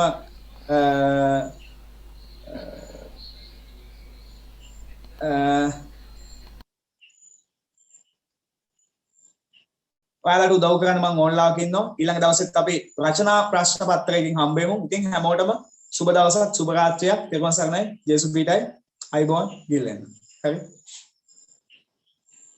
අයිබෝන්. හරි. අවසානයේ කොතරම් සුන්දර වුණත් ආරම්භය තරම් ලස්සන නොවෙන්න පුළුවන්. ඉතින් කටු මතින් නැගෙන ජීවිතේ තමයි ජීවිතේ මිනිස්සු ජීවිතේ වෙනස් කරන්න කියලා කිව්වෝ. මන්නේ වෙලෙත් ඉතින් ඔයාලා මේ ආට් අපි සෙනෙහසේ සත්කාරය දෙවෙනි වැඩසටහන දුලීප් මතුසංග සර්ගේ අනුමාන ප්‍රශ්න පත්‍ර සාකච්ඡා 2021 ආරාධ්‍ය දේශකයෙක් විදිහට ඉතින් අපිත් ඒක තුන පොලිටිකල් සයන්ස් කියන සබ්ජෙක්ට් එක ඇතුලේ කොහොමද මේ ජීවිතේ දිනන්නේ කොහොමද මේ විෂය කියන දේ හරියටම අපිට දැනගන්න. ඉතින් ස්තුතියි සර්ට නැවතත් අපි ස්තුති කරනවා අපිත් එක්ක එකතු වෙලා මේ වගේ දෙයක් සර්ගේ අදහස් අත්දැකීම් සේරම අපිත් එක්ක බෙදාගත්තා. ඉතින් තවත් දවසක බොහෝ විට හෙට අනිද්දා වෙන්න පුළුවන්. හැබැයි ඔයාලට අනිවාර්යයෙන් මතක් කරනවා 0.70 නම්බරේ තාම විවෘතයි. ඔයාලට හැකියාවක් තියෙන WhatsApp නම්බරේ WhatsApp නම්බරයට මැසේජ් එකක් දාලා තියන්න. තව නම්බරයක් තියෙනවා මේ නම්බරෙත් ඔයාලගේම නැත්නම් ඔයාලට පුළුවන් හැකියාවක් තියෙනවා මේ නම්බරයටත් මැසේජ් එකක් දාලා තියන්න. ඔයාලට අවශ්‍ය සියලුම දේවල් අපි ලබා දෙන්න සූදානම්. මේ ගැන මතක් කරනවා. ඒ වගේම මේ නම්බරේ චුට්ටක් හොයාගන්න පොඩි වෙලාවක් යනවා. හරි මෙතන 0.77යි 0.555යි 783 අශි 0.78 76 563 මේ නම්බර දෙක තියෙනවා. ඒ වගේම WhatsApp group දෙකක් තියෙනවා. WhatsApp group දෙකේ link එක අපිට ඕන වෙලාවක ඔයාලට ලබා ගන්න හැකියාවක් තියෙනවා. ආට්ටපි page එක හරහා ආට්ටපි page එක හරහා. ඉතින් ඒක ආදරෙන් මතක් කරනවා. තවත් දවසක මෙවැනිම අලුත් තවත් සබ්ජෙක්ට් එකක් විෂයක දැනුමක් අරගෙන සෙනෙහසේ සත්කාරය නොමිලේ කෙරෙන මහා සම්මන්ත්‍රණ මාලාව ඔයාලට අවශ්‍ය සියලුම විෂයන් එක්ක අනිවාර්යෙන් එන බලාපොරොත්තු නැවත හමුවෙන් බලාපොරොත්තු සමුගන්නවා. ඉතින් මේ ලයිව් එකට එකතු වුණු ගුරුවරයාගේ විස්තර ඒ වගේ මොනවා හරි දේවල් වලට දැනගන්න හැකියාවක් තියෙනවා. මේ ලයිව් එක පිළිබඳ අදහස්, අපේ වැඩසටහන පිළිබඳ අදහස්, හොඳ නරක මේ හැමදේම වලට හැකියාවක් තියෙනවා. අපේ ඉන්බොක්ස් එක හරහා නැත්නම් ආටයි page එකේ ඉන්බොක්ස් එකට මැසේජ් එකක් හරි මේ ලයිව් එකේ කමෙන්ට් සෙක්ෂන් එකට කමෙන්ට් එකක් විදිහට හරි දාන්න. ඉතින් ආදරේ කියන ආදරේ මතක් කරගෙන මම ගිහින්නම්. තවත් දවසක ස්තෙනියාගේ සත්කාරය මෙවැනි සාර්ථක වැඩසටහනකින් හමු වීමේ බලාපොරොත්තු අපි නියනවා. අශි දිල්ෂාන් වෙනෝ ශශි සමනොත් තාරිදු නැත්තම් තාරු ගිහින් සුබ දවසක් සුබ රාත්‍රියක් වේවා සියලු දෙනාටම. මේ ආට්ටපි සෙනෙහසේ සත්කාරය.